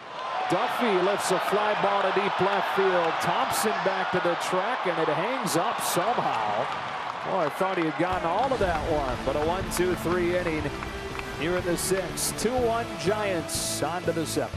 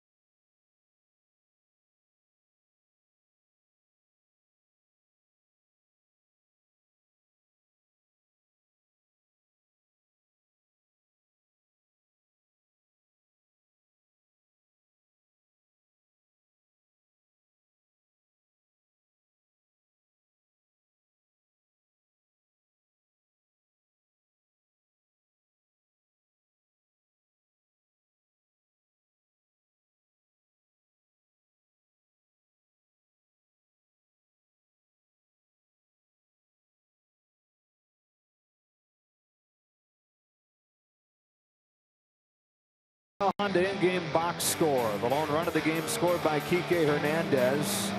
He was brought in when Scott Van Slyke was hit with the bases loaded. He then left with a lower back tightness and was replaced by Scott Van Slyke in the 5 spot in the order. Clayton Kershaw's given up solo home runs to Madison Bumgarner and A-Ray Adrianza, and up comes Chase Utley. The Dodgers have had opportunities today. 1 for 13 with runners in scoring position. That includes 3 innings where they had a leadoff double and couldn't capitalize. Utley's into the game because Sergio Romo has replaced Madison Bumgarner. And so with a right-handed pitcher into the game, the left-handed hitter in Utley comes in replacing Kike Hernandez. Strike 1. Dave Roberts choosing to go with that lefty-righty matchup, or one might question, well, you have Kike Hernandez out there already 2 for 3 swinging the bat well. You really need to bring in Chase Utley. You see, Utley's been doing a good job at the leadoff spot.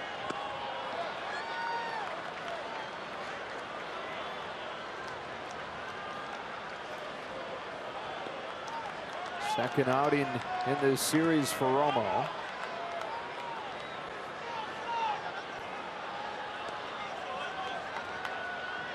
Ball on a strike on Utley, leading off the 7th in a 2-1 game. A lot of times you look at numbers going, well, what has Kike Hernandez done against this pitcher? What has Chase Utley done against this pitcher? But they both have a small sample size. But the one thing, Chase Utley is 2 for 5, batting .400 against Sergio Romo, where Kike has only faced him twice and has 1 strikeout. So that might also influence your decision to put Utley up there. So Utley leading off the 7th. And pulling a line drive to right. Hunter Pence runs under it for the first out of the inning. Well, the Giants return the favor back in LA next weekend for 3 games starting on Friday, April 15th. Be sure to get your tickets today. You can purchase by going to Dodgers.com/tickets. Let's see if Yasiel Puig can run into one and even the issue at 2 here in the 7th. It was Romo that gave up the home run to Jock Peterson in the opener of this series.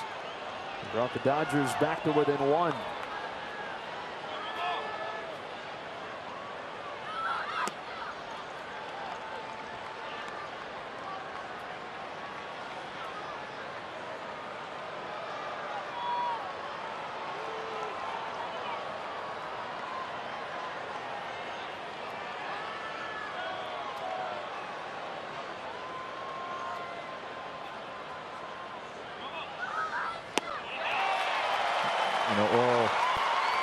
That inning ago when Jock Peterson was facing Bumgarner, you were talking about how it's really a battle when you try to keep that front shoulder in, and especially the way Bumgarner releases the ball and where it's coming out of from a lefty on lefty. Well, for a righty, Sergio Romo was very similar because of that swerve slider that he throws and the angle he comes at you. Puig with a cue shot to short. Adrianza.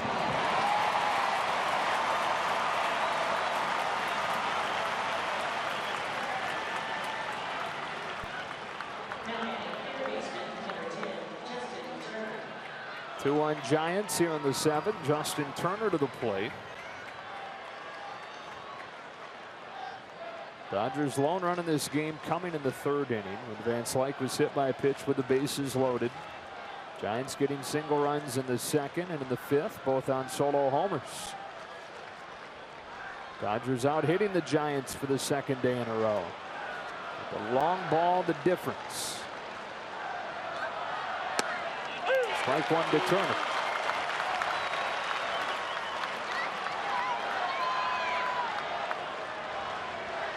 He is a jittery guy, isn't he? Sergio Romo, a lot going on out there.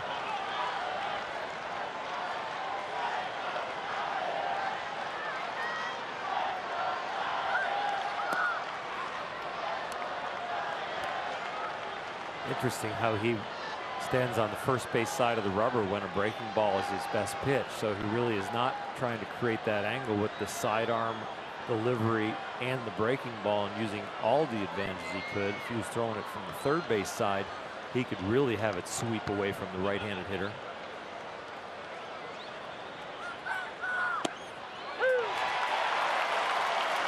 So where he throws it, it almost looks like the ball's about to back up, and then he has enough spin and enough velocity off it. You see this ball looks like it wants to go right, and see then it comes hard left. It's got to be a tough look for the hitters. It's a very late breaking slider. You see the spin, and it's not where it's really hard, but you recognize it, and it just breaks away from you late.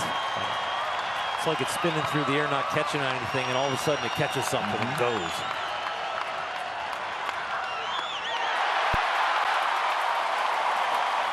Turner down on strikes. Romo with a 1-2-3-7. Giants still by a run.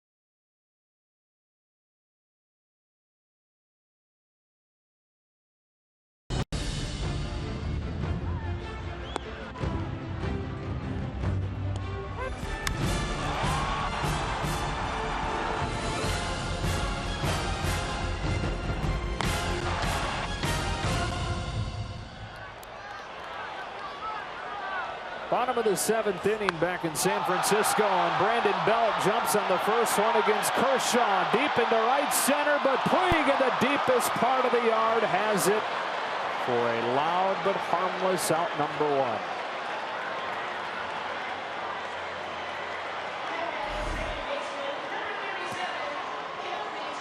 Kershaw trying to go away, finding the middle part of the plate. We've seen that when the one mistakes that he's made, they've been able to capitalize and hit him a long way. Trying to, whether it's trying to get really in on the right-handers, on both Bumgarner and Adrianza, and going the middle of the plate. And that one trying to go away and going too far in.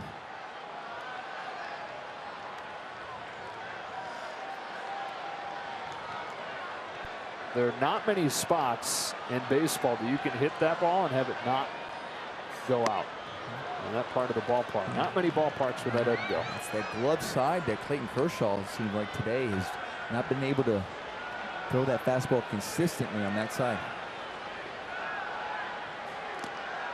And here we are still. He's only down 2-1. No, absolutely. And the expectations and what we see and the bar he has set. Yeah, that's why. He is so good. In over half of his outings in the big leagues, he has given up 2 runs or less. That's ridiculous. And the other thing too, the offense has not helped him at all in this game, because if they put some runs up and give him some breathing room, you know, it allows you those margin for error. He sits down Tomlinson, 2 away. And since the Adrianza home run, Kershaw's now retired 7 straight. Cut fastball right here. Hard slider or cutter. More of the slider.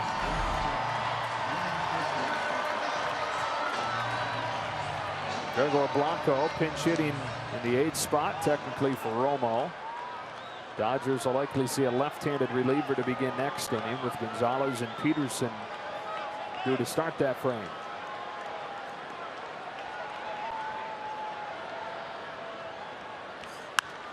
Even with the home runs allowed, here's Kershaw again, just 1 out away from pitching 7 full again, which he's done more than 70% of the time over the last 4 seasons.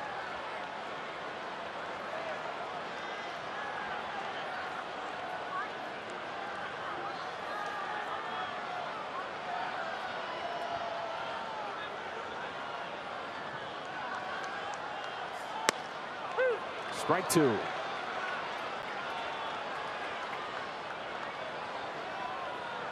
Might get to see the 20-mile-an-hour differential between the fastball and the curveball there. The fastball at 92. Blanco in the air to center, right at Jock Peterson. Let's see if the offense can get it going to help Kershaw out. He battled through a couple of home runs today. He's given his team a chance. Down 2-1 to the 8th.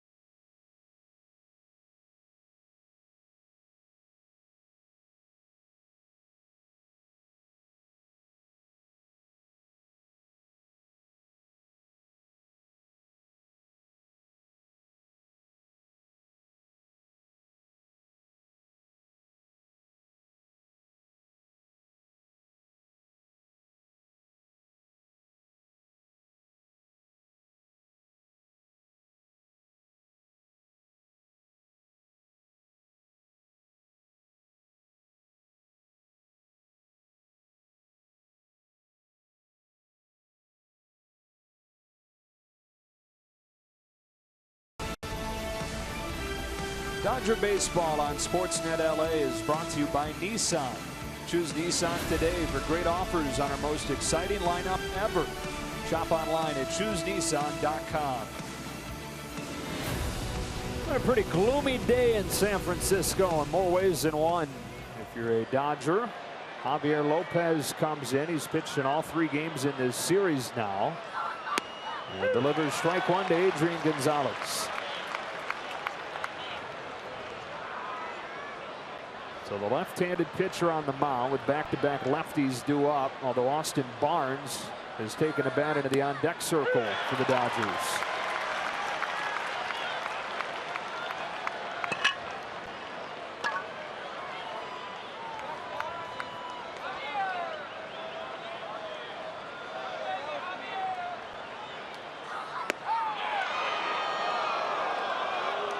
Gonzalez 1 for 3 today and a single back in the 3rd. It's one of the 6 Dodger hits. Not been without their chances today. The problem has been cashing in when they've had those opportunities.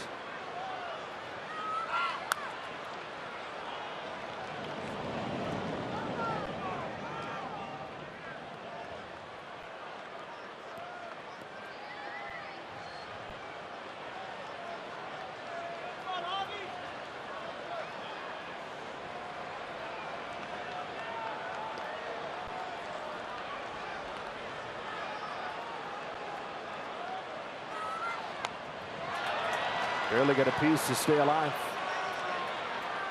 So Adrian Gonzalez 3 for 16 against Lopez, but only 1 strikeout. So for a left-on-left situation with a guy that has a breaking ball that is brought in to get lefties out, Adrian still hasn't handled him statistically with all the hits, but I would say some of those 13 outs in the 3 for 16 that he's putting the ball in play firmly, and he's not been fooled. Shot down the left field line, but God won't get there, and it rolls by him into the corner. It's the 4th leadoff double of the day. Can the Dodgers finally take advantage of it? You see the shifted around outfield right there, and Adrian still squeaks it by Pagan. They had him played perfectly, but Adrian hits it hard enough, stays inside this ball, and slices it away from Pagan, who's just hugging the line over there, drives it by him for a sure double.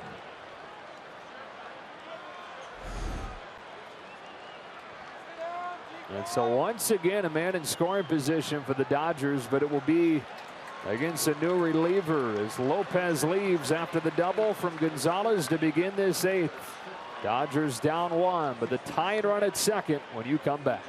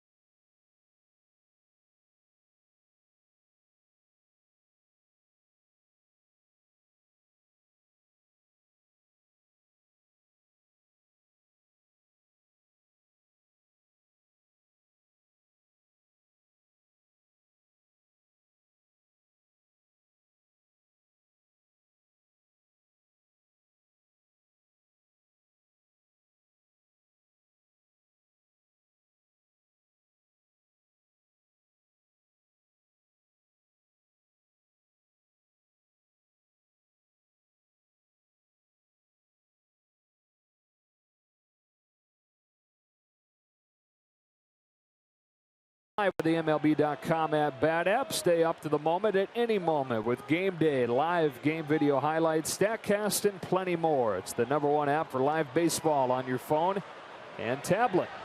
So the counter move from Dave Roberts was to send Austin Barnes to the plate. Bruce Bochy countered that by bringing the right-hander Hunter Strickland in to face Barnes.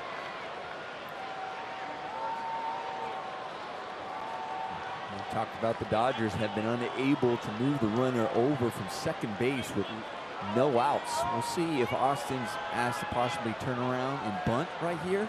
I'll tell you, as a hitter, you're going, okay, if I'm asked to bunt, I got a guy throwing 100. Not very easy to do. Not very comfy. He squares and takes what is called a ball, and it's 1-0. Barnes making the roster with Yasmani Grandal starting the season on the disabled list. Grandal due back for the home opener on Tuesday. We'll see what that means for Barnes. Dave Roberts has said he's not against carrying 3 catchers. Here's Strickland home with a 1-0. And it's pop foul, strike 1. That's what I was saying. He squared around in the first one, and there was an off-speed pitch. That was one that's a lot easier to bunt than one coming that hard.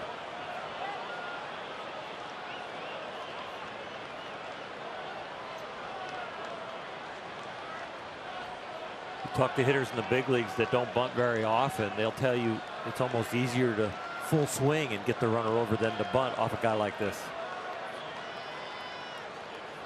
Corners both on the grass for a 1-1 to Barnes. He squares again and takes strike 2.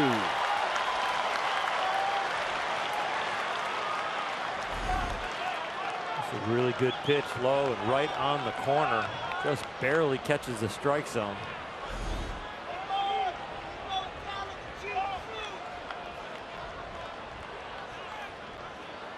Gonzalez at second after the leadoff double. Dodgers down by a run here in the 8th inning. And Strickland with a 1-2. 2 balls and 2 strikes on Barnes. And you said it, Oral, maybe easier to swing away to move him over. He's going to probably have that opportunity now. You don't have to worry about hitting to the right side now with 2 strikes, but the velocity, if Strickland stays with the heater, it's probably going to force the ball to the right side. You're trying to read strike or ball out of his hand, and then with that decision in 97, it's probably going to the right side. Barnes strikes out swinging. Doing the wrinkle, the slider that he started him out with, he came back with. The risk for Strickland there is that the hitter's going to be out front.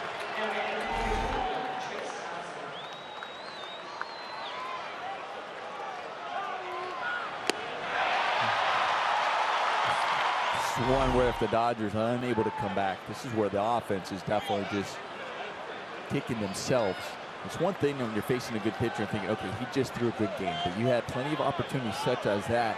I mean, that's the 4th time, man on second base and nobody out, and unable to move him over the 3rd. And it's the 3rd straight time that they followed off that leadoff double, Nomar, with a strikeout, not even putting the ball in play in those situations. Trayce Thompson.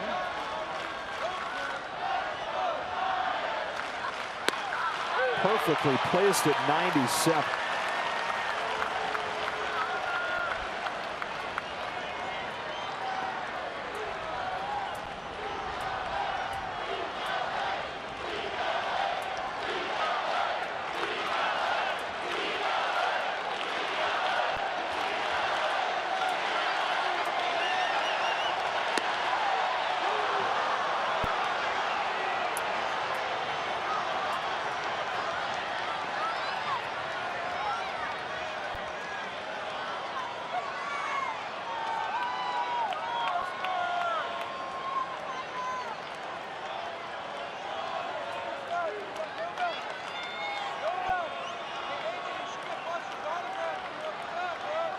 Strickland's 1-1. Thompson behind it at 97, 1-2.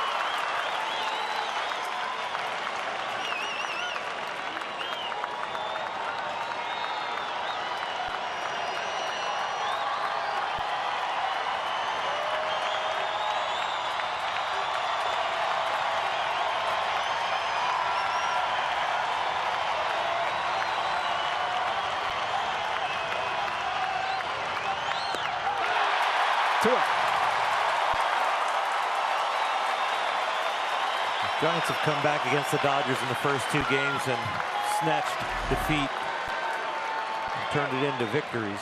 I'll tell you what, the Dodgers want to do the same in this game, but these punch outs are making it feel like it's going to be hard. Corey Seager will pinch hit for A.J. Ellis. And that means the only guy left on Dave Roberts' bench is Micah Johnson, whose flight was scheduled to arrive a few minutes after game time. It was delayed. So the flight didn't land until about an hour ago. We got word that he just now arrived and moving forward would be available, but is the last man on Dave Roberts' bench. So let's see if the kid can tie the game, or let's see if Charlie Culberson can, because Seager's not going to get a chance. Less than 2 months in the big leagues and you're already being intentionally walked. That tells you what the scouts and the Giants think of Corey. Bruce Bochy already avoiding him, and if he has the long, successful career that we think he will, it's not the last time he's going to be intentionally walked. Chris Hatcher down to that Dodger bullpen.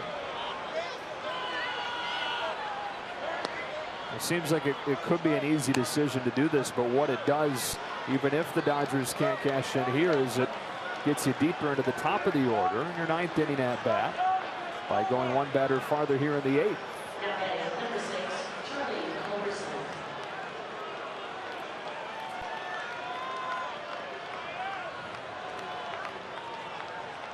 So it's Culberson against the team that drafted him back in 2007 in the first round. And look who showed up. Micah Johnson in the pitcher's spot.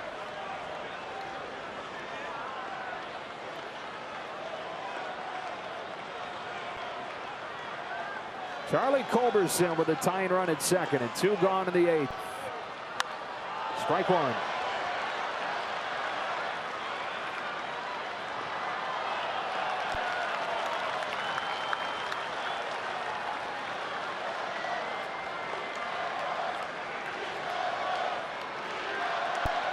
Micah Johnson's going to make his Dodger debut. The question is whether it's here in the 8th or to lead off the 9th.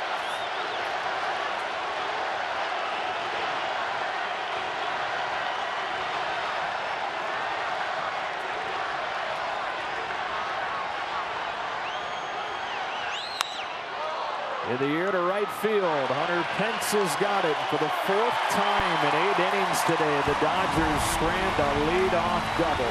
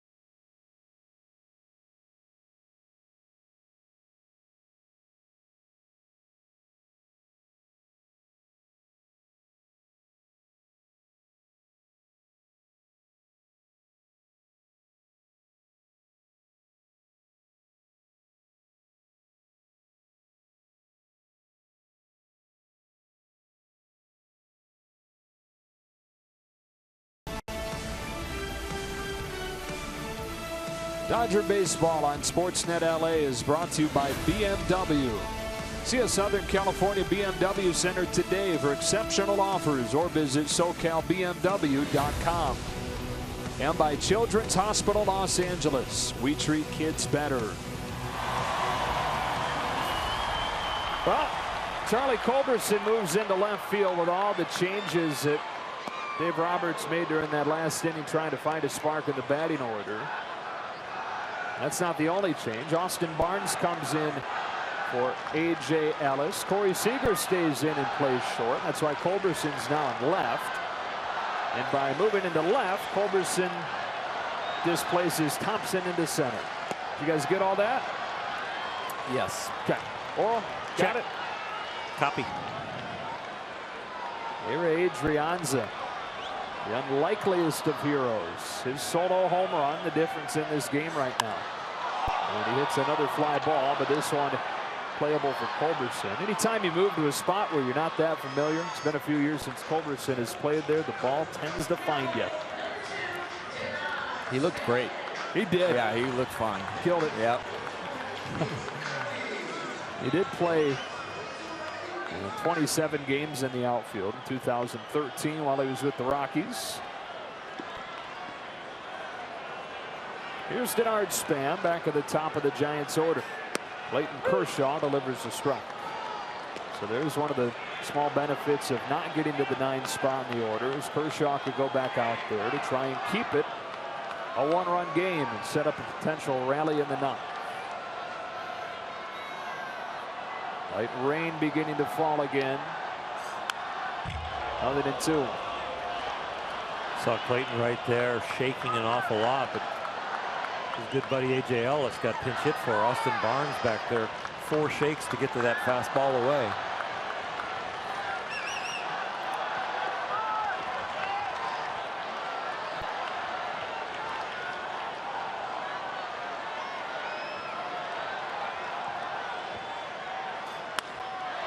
Span into center for Thompson. 2 out. This week only, T-Mobile customers can get a free season-long subscription to MLB.TV Premium. So go to T-Mobile.com/MLB to sign up now and catch every moment on America's fastest-growing LTE network.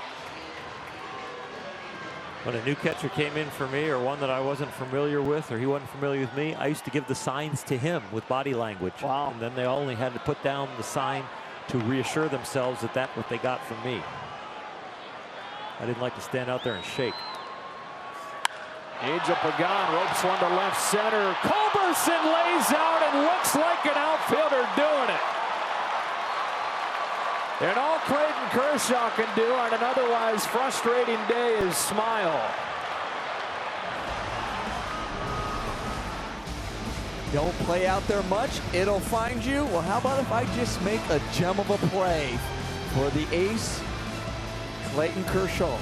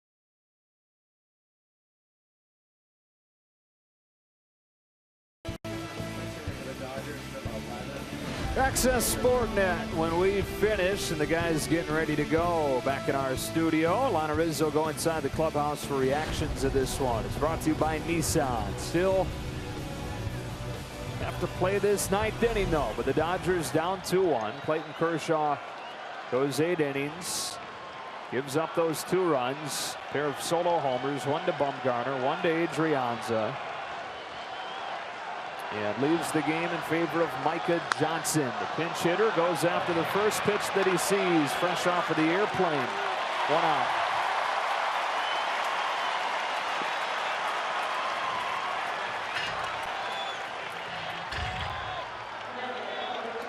That can't be easy. Your flight gets delayed 2 hours. You show up, you throw your uniform on, you come out and face this guy.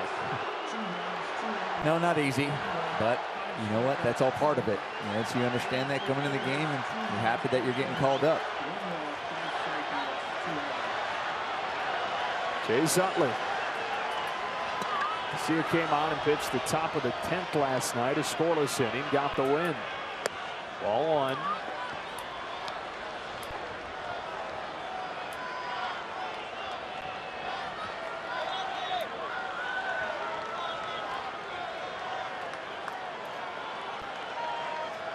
Utley came on for Kike Hernandez to pinch hit in the 7th and lined out to right.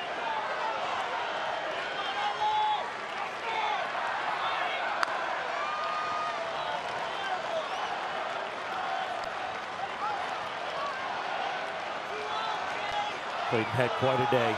Threw the ball very well. Not to his standards, probably with perfection, but kept the ball in his lane most of the time. Got it in on most of the righties, and just the 2 blemishes, the 2 solo shots, which will take 8 innings and 2 runs anytime from any of your starters. Tried to backdoor him, but it misses. 2-1.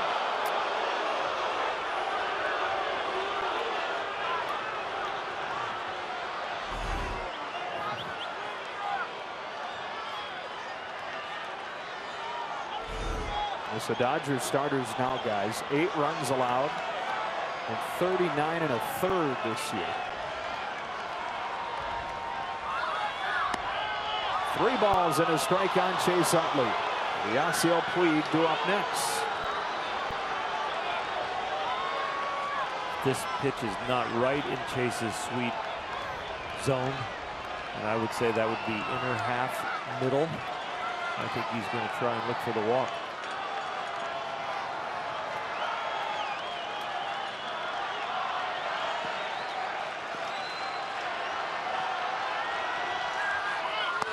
Outside, and the tying run reaches with 1 out in the 9th.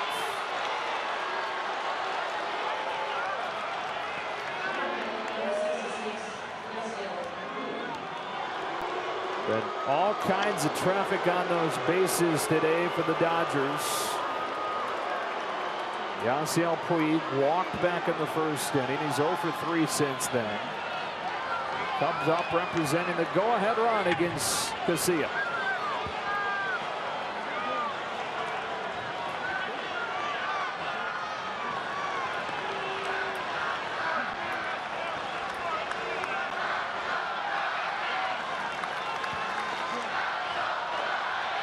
Yasiel has the ability to change the tune with 1 swing. Off his foot, strike 1.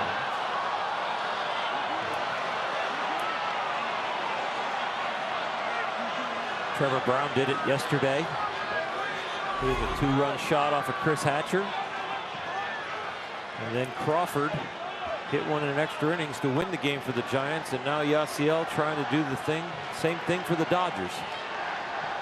You know, when you're one of those hitters such as Yasiel, you really have to battle within yourself to say, okay, I know I'm capable of hitting them out and I can give us the lead, but what have I been doing so well up until this point? I've been doing well staying inside the ball. You can't be thinking, okay, 1 chance maybe to try to hit it out, but now stay inside the ball. Let's not forget there's a big gap in right center as well.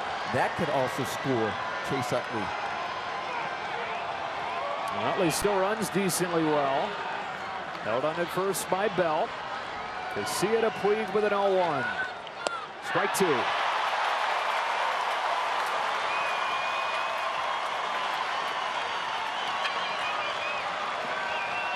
Good depth to that sinker right there. Yasiel's going to have to stay down and through to get a piece of that one.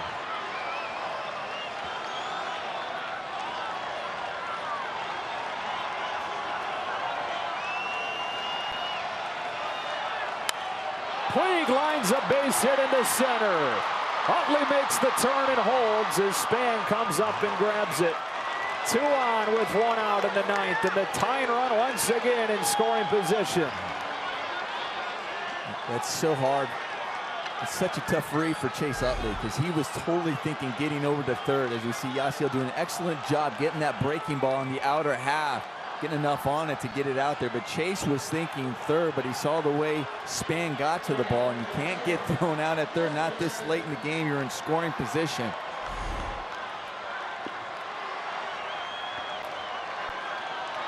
Nice job by Yasiel Puig and an 0-2 pitch. They keep the line moving with a base hit into center and bring up the Dodgers 3-hitter, Justin Turner.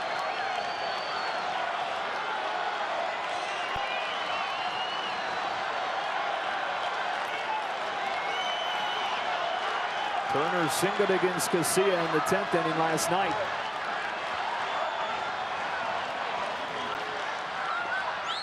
Ball one.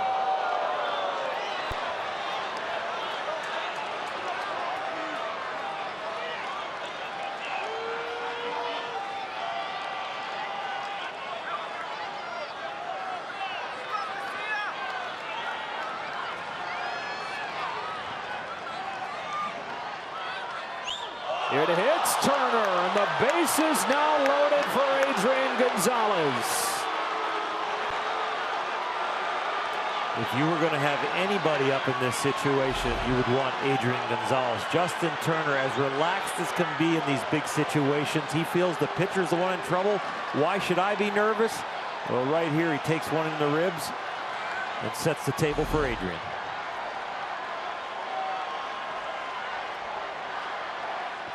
George Cantos hustles down to that Giants bullpen. 30-second clock on Dave Righetti on this visit. Guys, all losses count the same. They all count as one. Last night, even though it's the first week of the season, stung a little bit more. And a chance here for the Dodgers to put that memory behind them with what would be a nice comeback in the late innings. I would say that, yeah, it gives you a heavy heart, and what you have to do is you have to take that anger and turn it into something that's going to produce focus and concentration. Utley's at third. Puig's at second. Turner's at first. And the man you choose is at the plate. Adrian Gonzalez with the bases loaded in a one-run game in the ninth.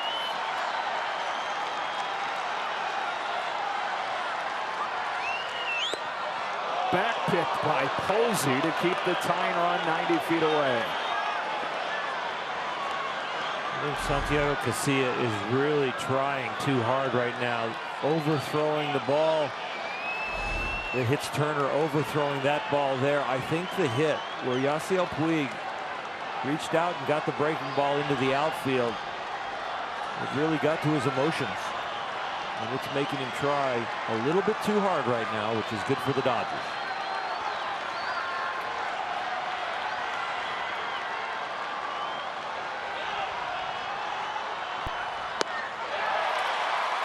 I'll tell you one thing too here is just because wild pitch isn't necessarily an automatic run, because this is a very close backstop here. And we're bricking, it can bounce back, so the man at third really has to be aware even on a wild pitch.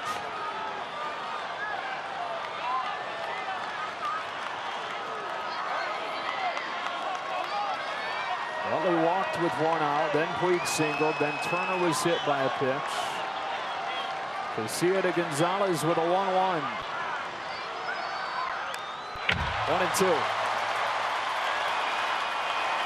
Adrian trying to get the ball in the air. Casilla kept the last two pitches down. You can see Adrian going down to get him, to try and lift him.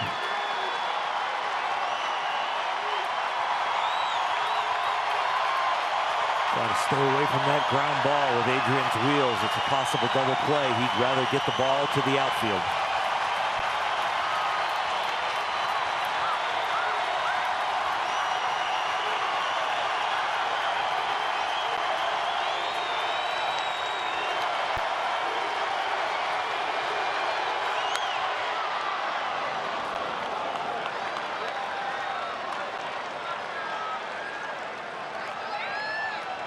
Adrian understands the situation perfectly, but not only the situation of bases loaded, one out, Kershaw with an outstanding outing, Dodger-Giant rivalry.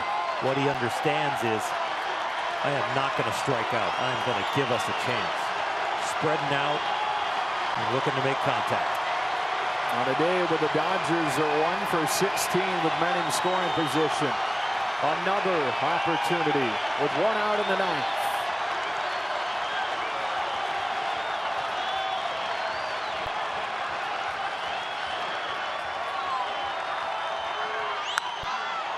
bouncing ball to second. It's bobbled by Tomlinson, and this game is tied. The Dodgers catch a break in San Francisco. He didn't even have to hurry with Adrian running. He just had to make the play cleanly. But the pressure of the moment, the game on the line, sometimes can make you do odd things. And you can tell he was thinking, here it is. Here's the double play. All I have to do is get it to second base. And he was turning his feet and his body before he even had the ball here. And he loses it in a big break for the Dodgers. And you can finally crack a smile. I know this 1 for 16 with runners in scoring position has just been killing the hitter in you. Clayton Kershaw can go now from the losing side of the ledger to the neutral part, but he's got a chance still for a W. Strike one to Austin Barnes. And for me, it's not just the 1 for 16 going into this final inning, but it was just also the leadoff doubles. The 4 leadoff doubles in the course of the game. That is hard to do, and not being able to move the runner over. With as painful as last night, you almost feel like the Dodgers had something like that coming to them. Down to this outside edge, and Barnes behind 0-2. This remains a golden opportunity, though. Second and third with 2 outs in a tie game now in the 9th inning. Kershaw's off the hook.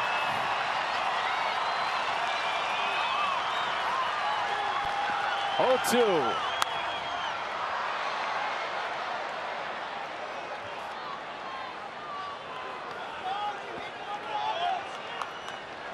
We've seen Casilla spike a few pitches out there, over trying. And we saw Buster Posey make a nice backhand stab at one. An 0-2 count, just threw a high fastball. If they decide to go breaking ball and keep it down into the dirt, watch for the wild pitch. And a much faster runner at third now with Yasiel Puig other than Chase Utley.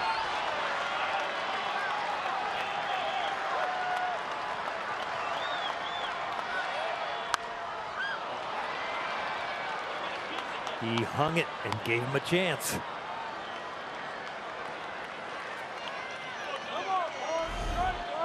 This ball just lays right up there. This is an 0-2 breaking ball. That's an 0-2 mistake.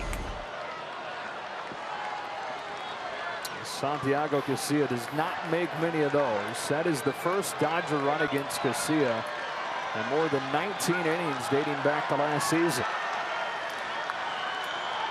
Tomlinson's mishandling of the grounder from Gonzalez has allowed the Dodgers to tie it in the 9th. An 0-2 to Barnes.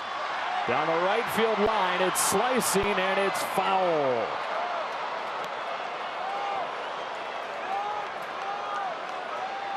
At the distance.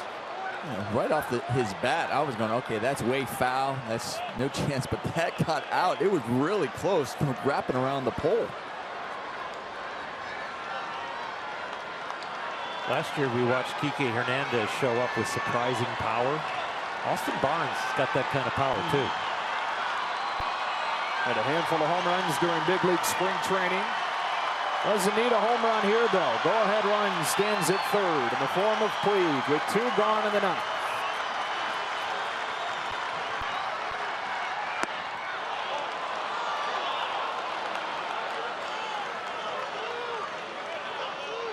Always a little bit of a chess match when a catcher is hitting. The opposing catcher Posey behind the plate understands that he can think right along with him.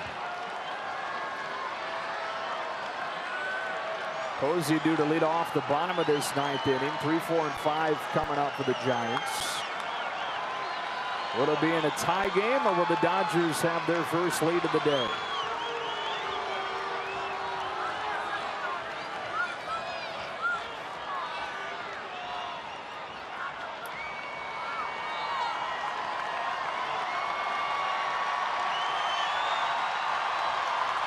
The 1-2 to Austin Barnes. Breaking ball hit in the air to left. Pagan back on it. He's got it, and the inning is over. But the Dodgers tie it down to their final at bat. It's 2-2 to the bottom of the 9th in San Francisco.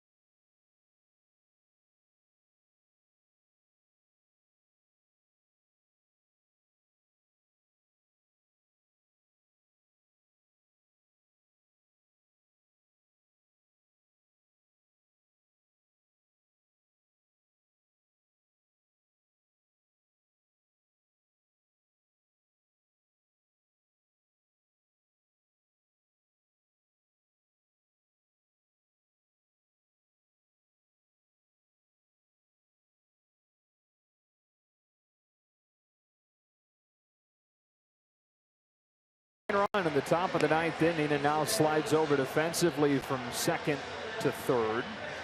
As Micah Johnson will now play second base. His first defensive inning in a Dodger uniform. Chris Hatcher with a chance to atone for what no doubt was tough on him last night, coming in for Ross Stripling with the no-hitter still intact and giving up the 2-run homer to Trevor Brown. Well, Chris today doesn't want to fall behind 3-0 like he did last night. He would tell you that the home run, yeah, it's a tough pitch, but really you can't build hitters' counts and expect to get through them every time. Well, this time it's not Trevor Brown, but it's Buster Posey that he'll face first. Posey, Penson, Duffy for the Giants in a 2-2 game here in the ninth.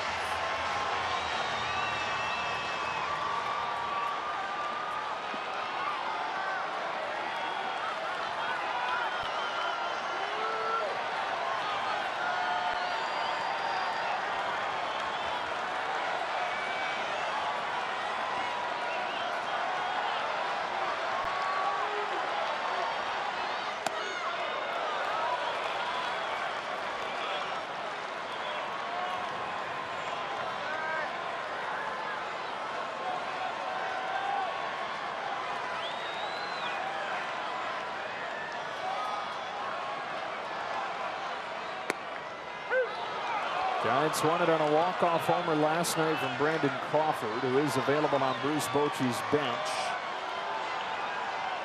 as is Joe Panik. Both those guys getting the day out of the starting lineup.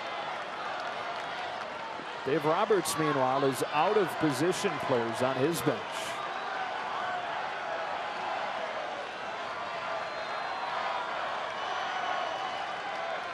Hatcher brings a 1-1 to Posey. Base hit. Culberson over to cut it off. Deep in the corner. Posey a long turn, and he holds as Culberson fires it back in.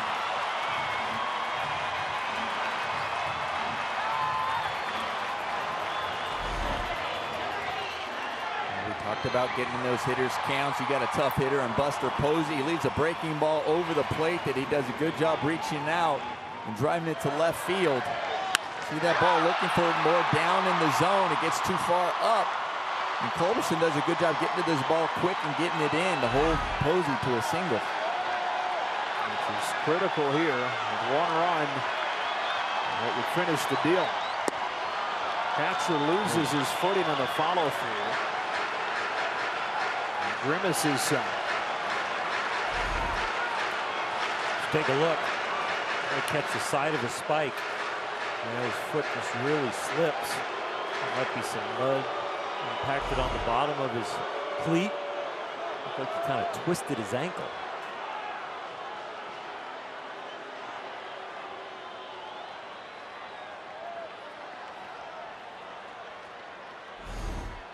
Take a look, and as he comes down, watch the landing foot slip forward and then twists and puts that pressure of all his body weight, because you stand on one leg for a living.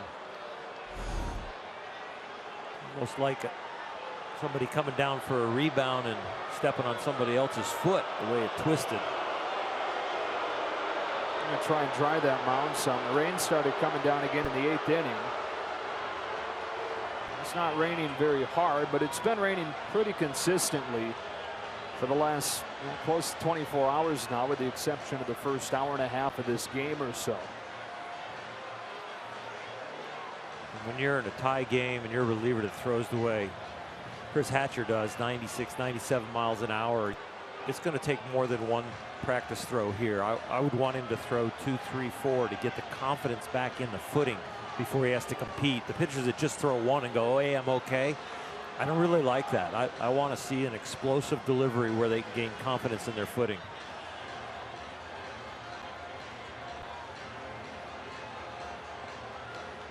Take this time to dry up the batter's boxes as well. The spot where Austin Barnes will plant his feet to do the catching.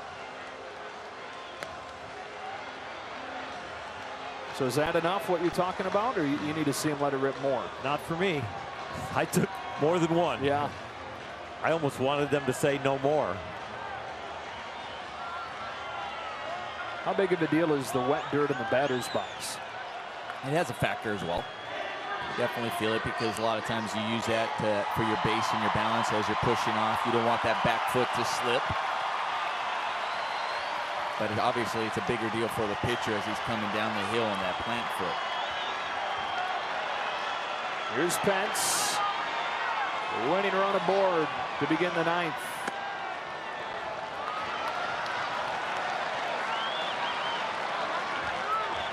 Just fell behind Posey 1-0 and came back with a really good slider to get back into the count. Ended up giving up the hit, but that secondary stuff with these dead fastball hitters in these situations you need. There's a big strike, 2-1. Went with a fastball again.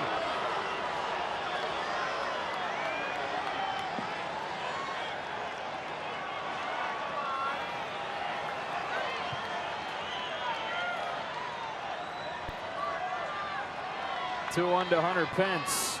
Another fastball and another strike. He looked out the mound. Looked like he was almost threw his hands up again, like he slipped a little bit again. It's getting very muddy out there for the infielders now. They've repaired the batter's box and the mound, but the fielders are working with a slow track.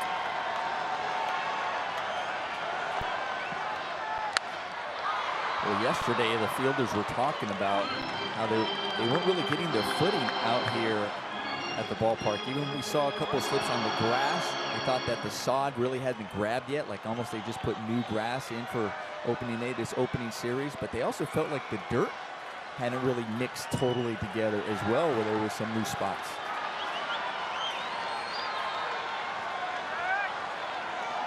There's another 2-2. Another fastball, and it's low. Do you consider putting Posey in motion from first? I don't think they will. Not with a guy with swinging this stuff like Chris Hatcher. You'd have to have an awful lot of confidence in Hunter Pence, and the other thing you bring into play is just that line drive double play.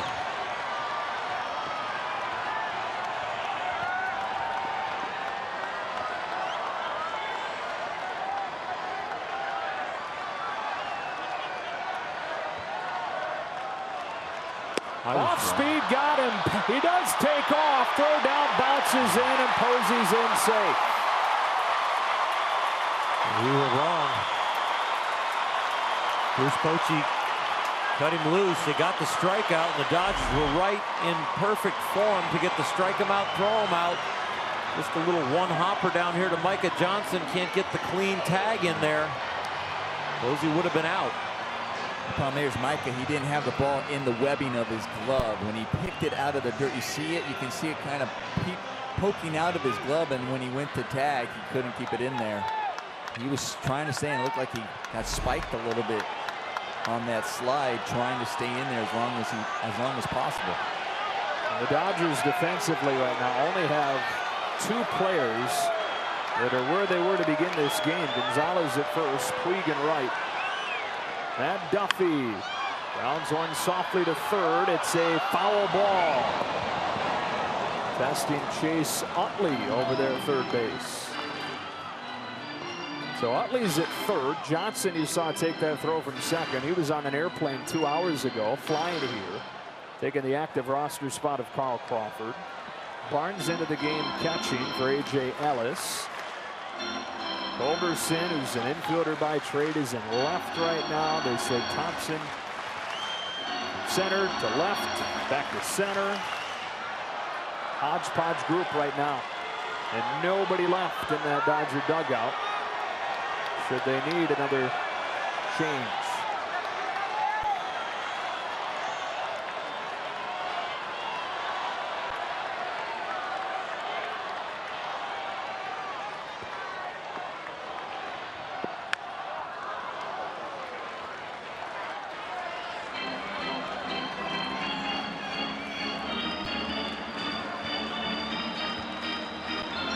Duffy was one of the best hitters in these situations in baseball last year. Hit above 360 with runners in scoring position.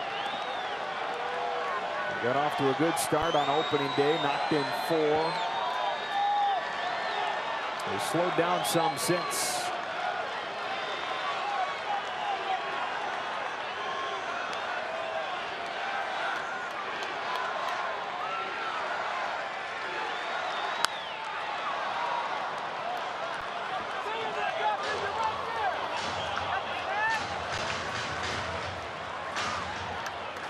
Still dealing with the wet soil. Clawing some of the dirt out of his spikes now. It gets cakey because you got the mixture of the dry stuff and the wet stuff, and how it dries off. It just kind of wants to cake on your spikes.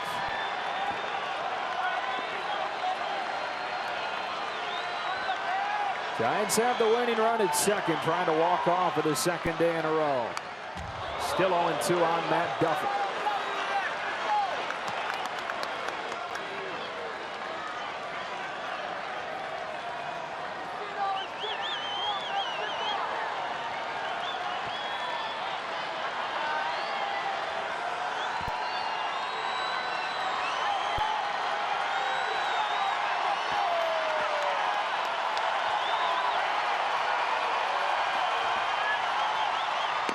Back-to-back strikeouts for Chris Hatcher, and 2 gone in the 9th inning.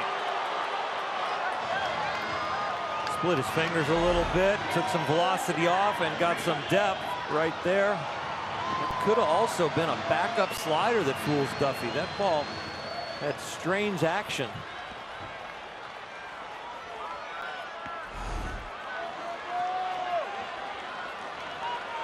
Chris Hatcher trying to bounce back from a home run he allowed last night. He sent the game into extras before the Giants would win it. After the Posey single, back-to-back strikeouts, and now he'll issue the intentional pass to Brandon Belt. Now Bruce Bochy counters by sending Joe Panik to the on-deck circle to replace Kelby Tomlinson. And quite the chess match in the late innings here. Dodgers have no more regular players left. Probably the best athlete that could do something if need be would be Kenta Maeda, where he can swing the bat and roam the outfield a little bit. I'd say the next choice would be somebody probably around Ross Stripling, and then it would go to Kazmir, and then Alex Wood, I think, would be the last one that they would be forced to use. But this is a point in the game where those pitchers, they've got their spikes on now. There's nobody left but them. You got to go back into the clubhouse, change your shoes at this stage. Oh, for sure. Yeah, they've changed their shoes. They've done whatever it takes. They're going to make sure they're loose. Because if there's an injury out here in the outfield, that's where the pitcher's going to end up. He's going to end up in the outfield side where they don't think the ball's going to be hit. Well, Cunningham goes out there to talk with Chris Hatcher as Joe Panik gets ready to pinch hit. And the unique thing here at this stadium at AT&T Ballpark, you have the batting cage right next to the dugout. So as you're coming to the dugout, you got a couple of tunnels there, so you can start loosening up as well, not only stretching out, but if you want to jog a little bit, kind of get the blood flowing throughout your body, they have that as well. Yeah, there were some that criticized Dave Roberts and Rick Honeycutt for not having more action in the bullpen last night. Well, there was a lot of action in the underground cages that nobody was seeing, so that if somebody needed to get up in a hurry and they wanted to make a quick pitching change, it wasn't going to take 25, 30 pitches for somebody to go down there and all of a sudden get loose, get warm in the cold weather. They could have been ready probably in about 8 to 10 tosses. They had already been throwing in the cage below. And the unique thing in these bullpens, there's no benches down in the bullpen, so everybody is in the dugout. Hatcher trying to retire Joe Panik and pitch around Posey's leadoff single. They get this thing into extra innings for the second day in a row. Panik, an all-star last year. Back from his season-ending back injury. Shut him down in 2015 and off to a good start here this year.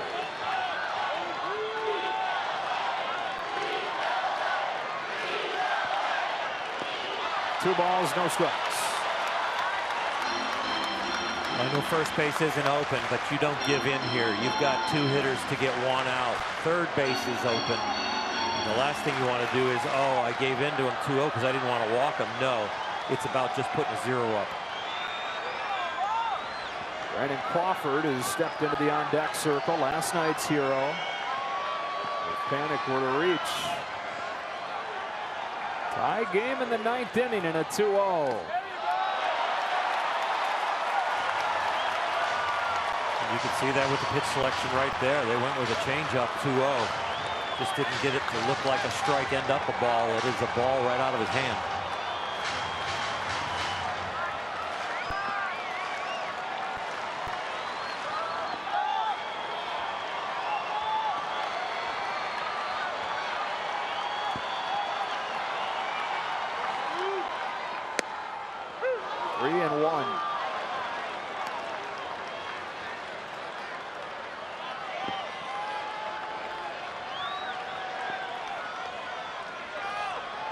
You have confidence in the secondary stuff, or you go strength against strength?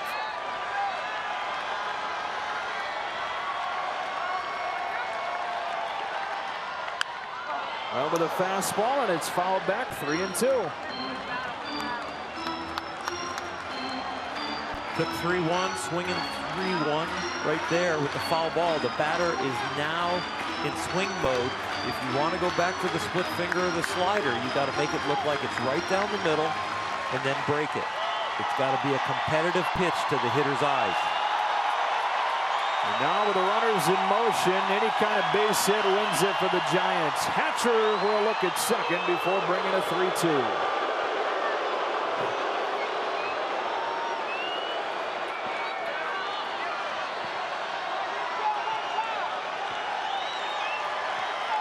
The drama of Dodgers-Giants and the payoff.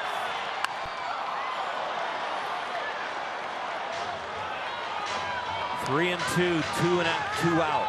Every outfielder knows they can't let the ball touch the outfield grass. They've got to dive. They've got to catch whatever they can. They can't play super shallow because they got to catch the ball over their head also. But with 3 and 2, 2 out, Buster Posey is running on the delivery. You have very little chance to throw him out at the plate.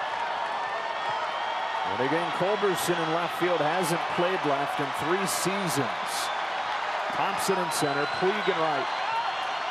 Posey the potential winning run at second. Another 3-2 from Hatcher to Panic.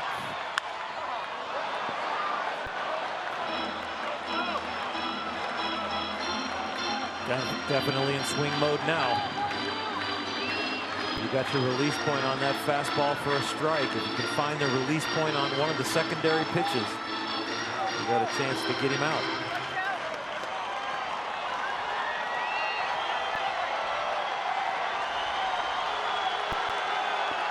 Hatcher wants a new baseball. Having a battle with that wet mound as the rain has continued to fall harder and harder here in the 9th inning. 8th pitch of this pinch hit at bat coming here from Chris Hatcher to Joe Panic.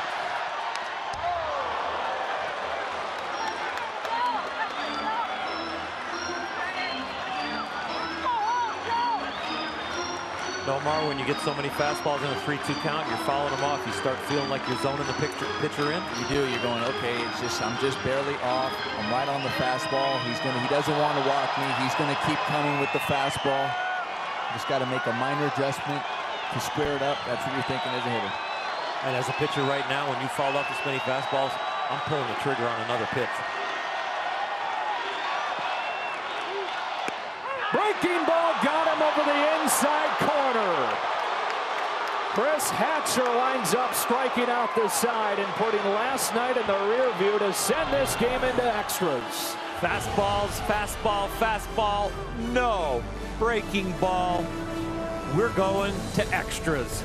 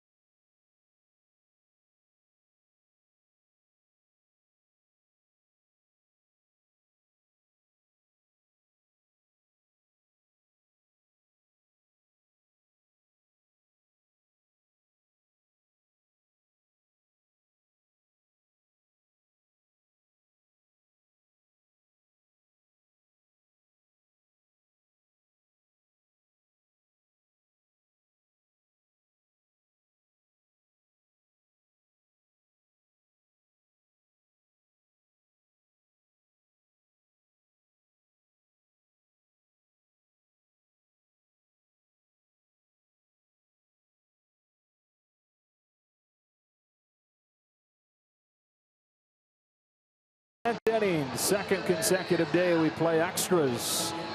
George Cantos comes in, replacing Santiago Casilla. The Dodgers tied the game against in the 9th inning. Joe Panik in to play second base, replacing Kelby Tomlinson, who's mishandling to the Adrian Gonzalez ground out. Is the reason we're here in extras. Chris Hatcher, part of the reason as well, able to pitch around the leadoff single from Buster Posey. And Orioles strike out the side there in the bottom of the 9th inning.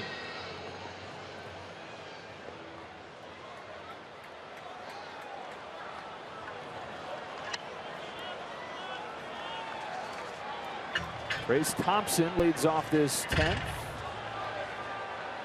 Then it's Seager, then it's Culberson against Cantos, who's already pitching in his 4th game this season. Out of the first 6 for San Francisco.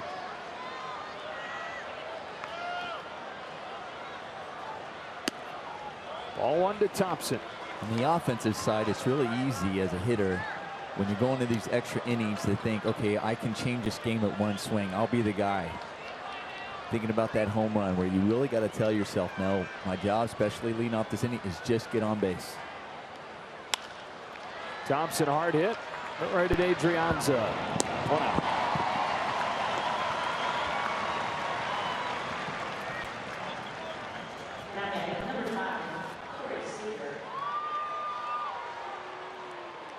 They'll end up filling this place up, even though there was a 40-minute delay because of the rain today. But as the game went into extras, some of the folks started to file out. In fact, quite a few people filed out with the rain falling. An extra baseball being played. Corey Seager pulls a line drive base hit down the right field line. Pence was playing him towards center, so Seager easily gets into second with a double. Hey, Bruce Bochy looked like a genius right there. He intentionally walked Corey in the last at bat where he had a runner in scoring position. This one, he doesn't wait at all for 4 balls. He takes the first pitch and drives it in the corner for a double. And it is another opportunity, guys. I mean, you figure at some point you're going to run out of these chances. Dodgers 1 for 18 with runners in scoring position. They have left 12 runners on base so far in this game. 1 for 18. And as we mentioned before, 4 leadoff doubles in this game, and none of them scored. It's Culberson.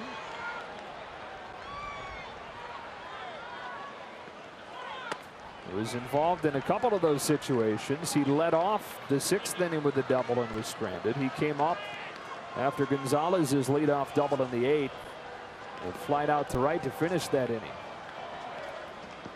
But to be 1 for 18 with runners in scoring position and still be in extra innings. Your starting pitcher must have been Clayton Kershaw. Yeah, and he went 8. He gave up 2 runs on 2 solo homers. Bumgarner and Adrianza. Well, how about the Giants yesterday to win a game with 2 hits? 2 home runs. Yeah, they only have 5 hits today. They only have runs off home runs. One ball and no strikes on Culberson. Here comes Cantos. Culberson shoots one to right. That ball's down, and the Dodgers have taken the lead in the 10th inning. Back-to-back doubles from Seager and Culberson. 3-2 LA. Couple of the puppies come through. Well, we were tired of seeing that one in front of runners in scoring position during this game. That 1 for 18. He makes it 2 for 19 and does a good job going the other way. And Culberson starting off at shortstop. Then he goes down to left field, making a diving play out there in left field, and now coming up with a situation and gives them the lead.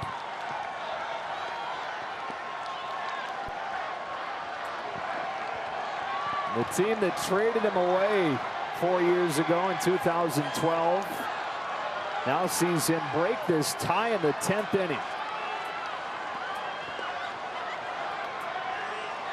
That's your cue, Kenley Jansen. I'll tell you what, you can't just say, okay, we got one, that's enough. If you have an opportunity to keep adding some insurance runs, by all means, go ahead. That's the obvious thing. You said the same thing last night, right? You weren't wrong. Brandon Crawford coming into the game, replacing Joe Panik. And that is not a good sign for Dodger fans or for Giant fans. Panik just came in and now he comes out. Remember, Panik missed much of last season with a back injury. So Crawford comes in. They change pitchers as well. The Dodgers have taken their first lead of the day here in the 10th.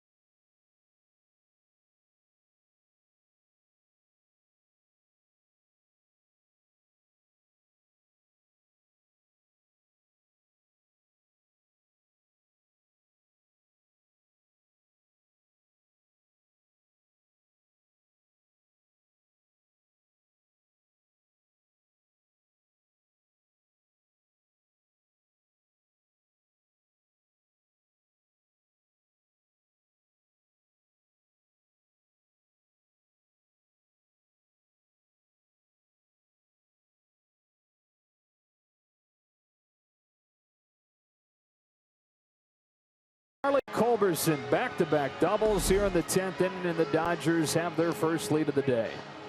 Doing an excellent job just staying on that ball. I mean, that's not easy. A breaking ball going away from you. Easy to pull out on that. He does not. He stays on it. And high fives to the man who started in this inning with that double, that one-out double, and Corey Seager. And the reason, guys, Joe Panik came out of the game was he made the last out in the bottom of the 9th. So Crawford comes in and replaces him defensively and goes into the pitcher's spot in the order. So he'll lead off the bottom of the 10th inning. Josh Osich is the 6th Giants pitcher of the day and faces Micah Johnson.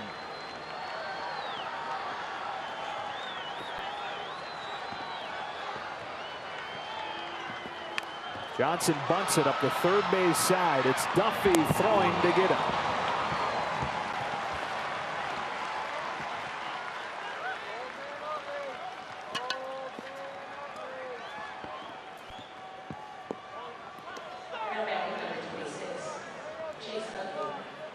I know that's part of his game. I know that's one of the things, and it's raining. But you also have one out there, and you have just one run. I mean, we're talking about insurance runs. You like to just see, hey, take a chance and possibly knock him in. Give yourself at least 2 chances to try to knock that guy in from second.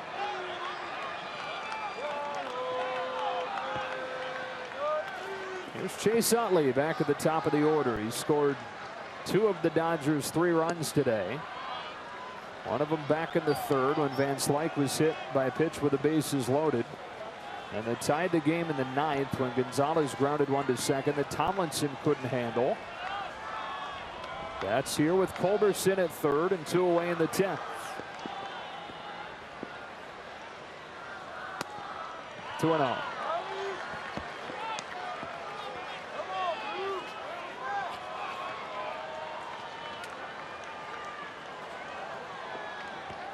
Kenley Jansen getting loose for a save opportunity in the bottom of the 10th.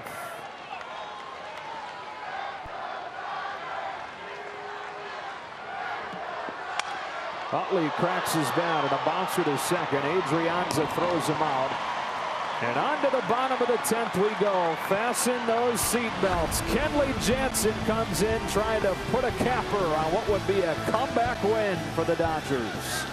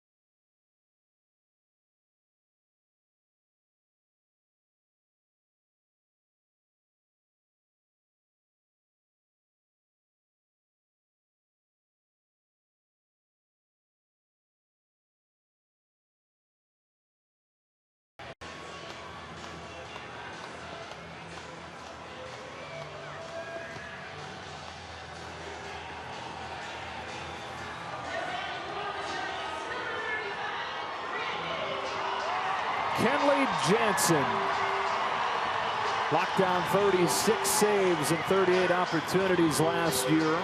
1 for 1 this year. Got the save in game 2 of the series in San Diego. And here he comes into a 1-run game trying to finish things off in the bottom of the 10th. First man that he faces, Brandon Crawford, ended the game in the 10th inning last night against Joe Blanton with a leadoff home run to the opposite field. Crawford, Adrianza, and Span due up in the 10th against Jansen.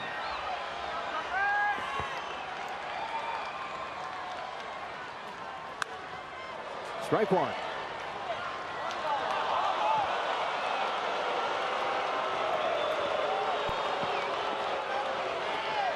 Dodgers had their hearts ripped out last night. Absolutely grueling loss. And now can kind of return the favor to the Giants and Kenley can get the job done.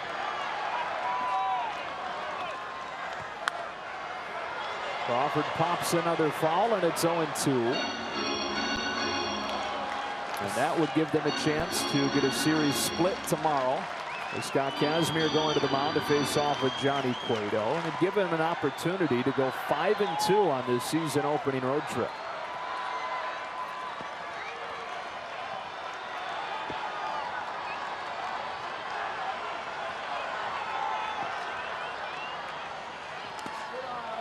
It's definitely a big moment. Big inning right here to close this game out, especially when you have your ace on the hill, Clayton Kershaw, throw for you today.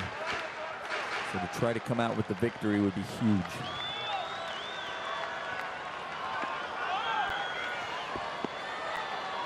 Kershaw went 8 innings. The lone Giants runs have come off solo homers. Bumgarner went deep. Adrianza went deep. Dodgers single runs in the 3rd, in the 9th, and in the 10th.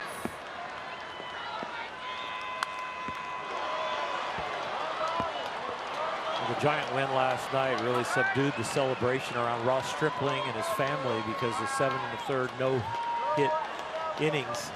All of a sudden the Dodgers lose, and there's this culture and tradition in the big leagues called mourning the loss. And whether you go 7 1/3 no-hit in your major league debut, but if your team loses, you still have to mourn the loss. And that cut back on a little bit of that celebration. cutter up and in. 2 balls and 2 strikes on Crawford.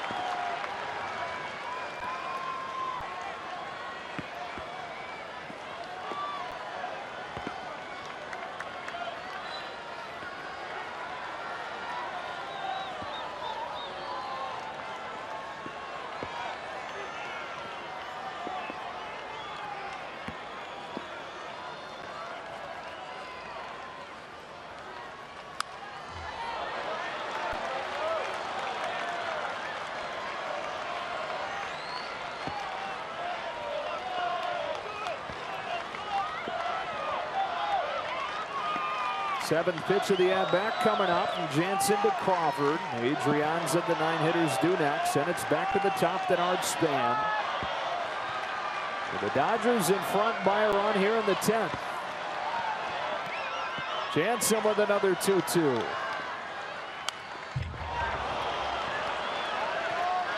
Crawford making him work.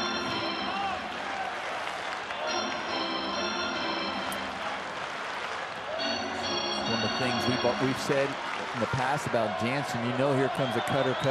Sometimes you just need to throw that breaking ball, that slider, just to put it in the hitter's mind. He had an opportunity to do that when he had him 1 and 2.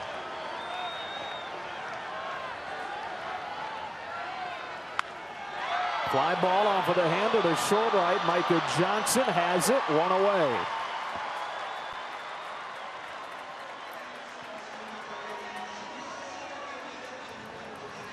You can see some of the water starting to settle in the infield. Some puddles developing. There's a shine now, and oh wow, there are some puddles. They came out the half inning before and put that diamond dry for the Giants. I didn't see him come out to do that for the Dodgers. Yeah. Adrianza shoots one foul. This is the city, right, where they used to wet the base pass down to slow Maury Wills. For sure. Dodgers and Giants been facing off since the 1800s when they were in New York and Brooklyn. The 2,433rd meeting between these franchises. I know we're talking about, you can see the puddles there, how wet it is, and we know the pitchers are allowed, hey, I need some diamond dry out here, and they can go out there and put it on. And if the infielders, we can ask an umpire and say, listen, hey, what do you think? Can I get some diamond dry out here?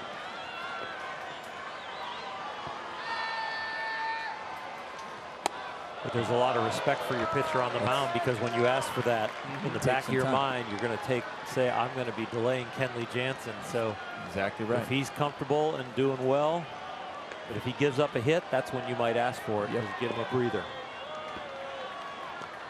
Facing Adrianza, who took Kershaw deep earlier today.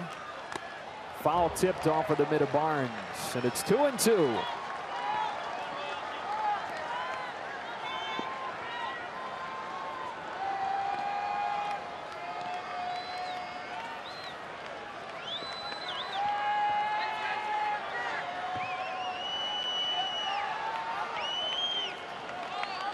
We've had a little bit of everything in the first week of this 2016 season. The 2-2. I think Kenley is staying away from the breaking ball to these left-handed hitters because he doesn't want to throw a pitch that they can pull down the line and go deep. You got a 1-run lead. He's going strength against strength. He's trying to keep the ball up on all of them and use the ballpark here. If you do throw the slider, you want to bounce it.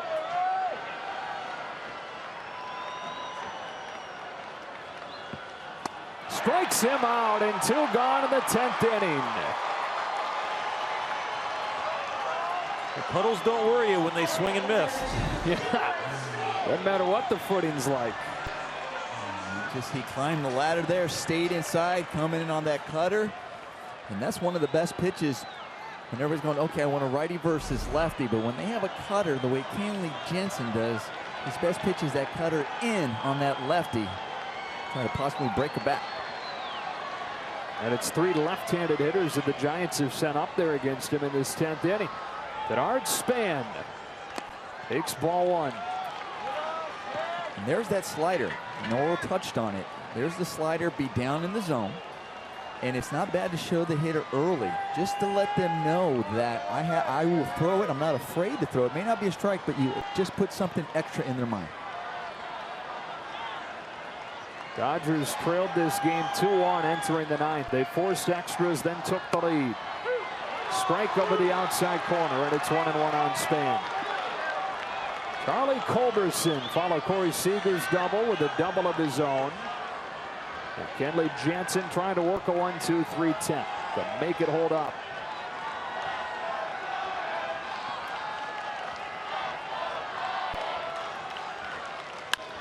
Hard hit right at Corey Seager.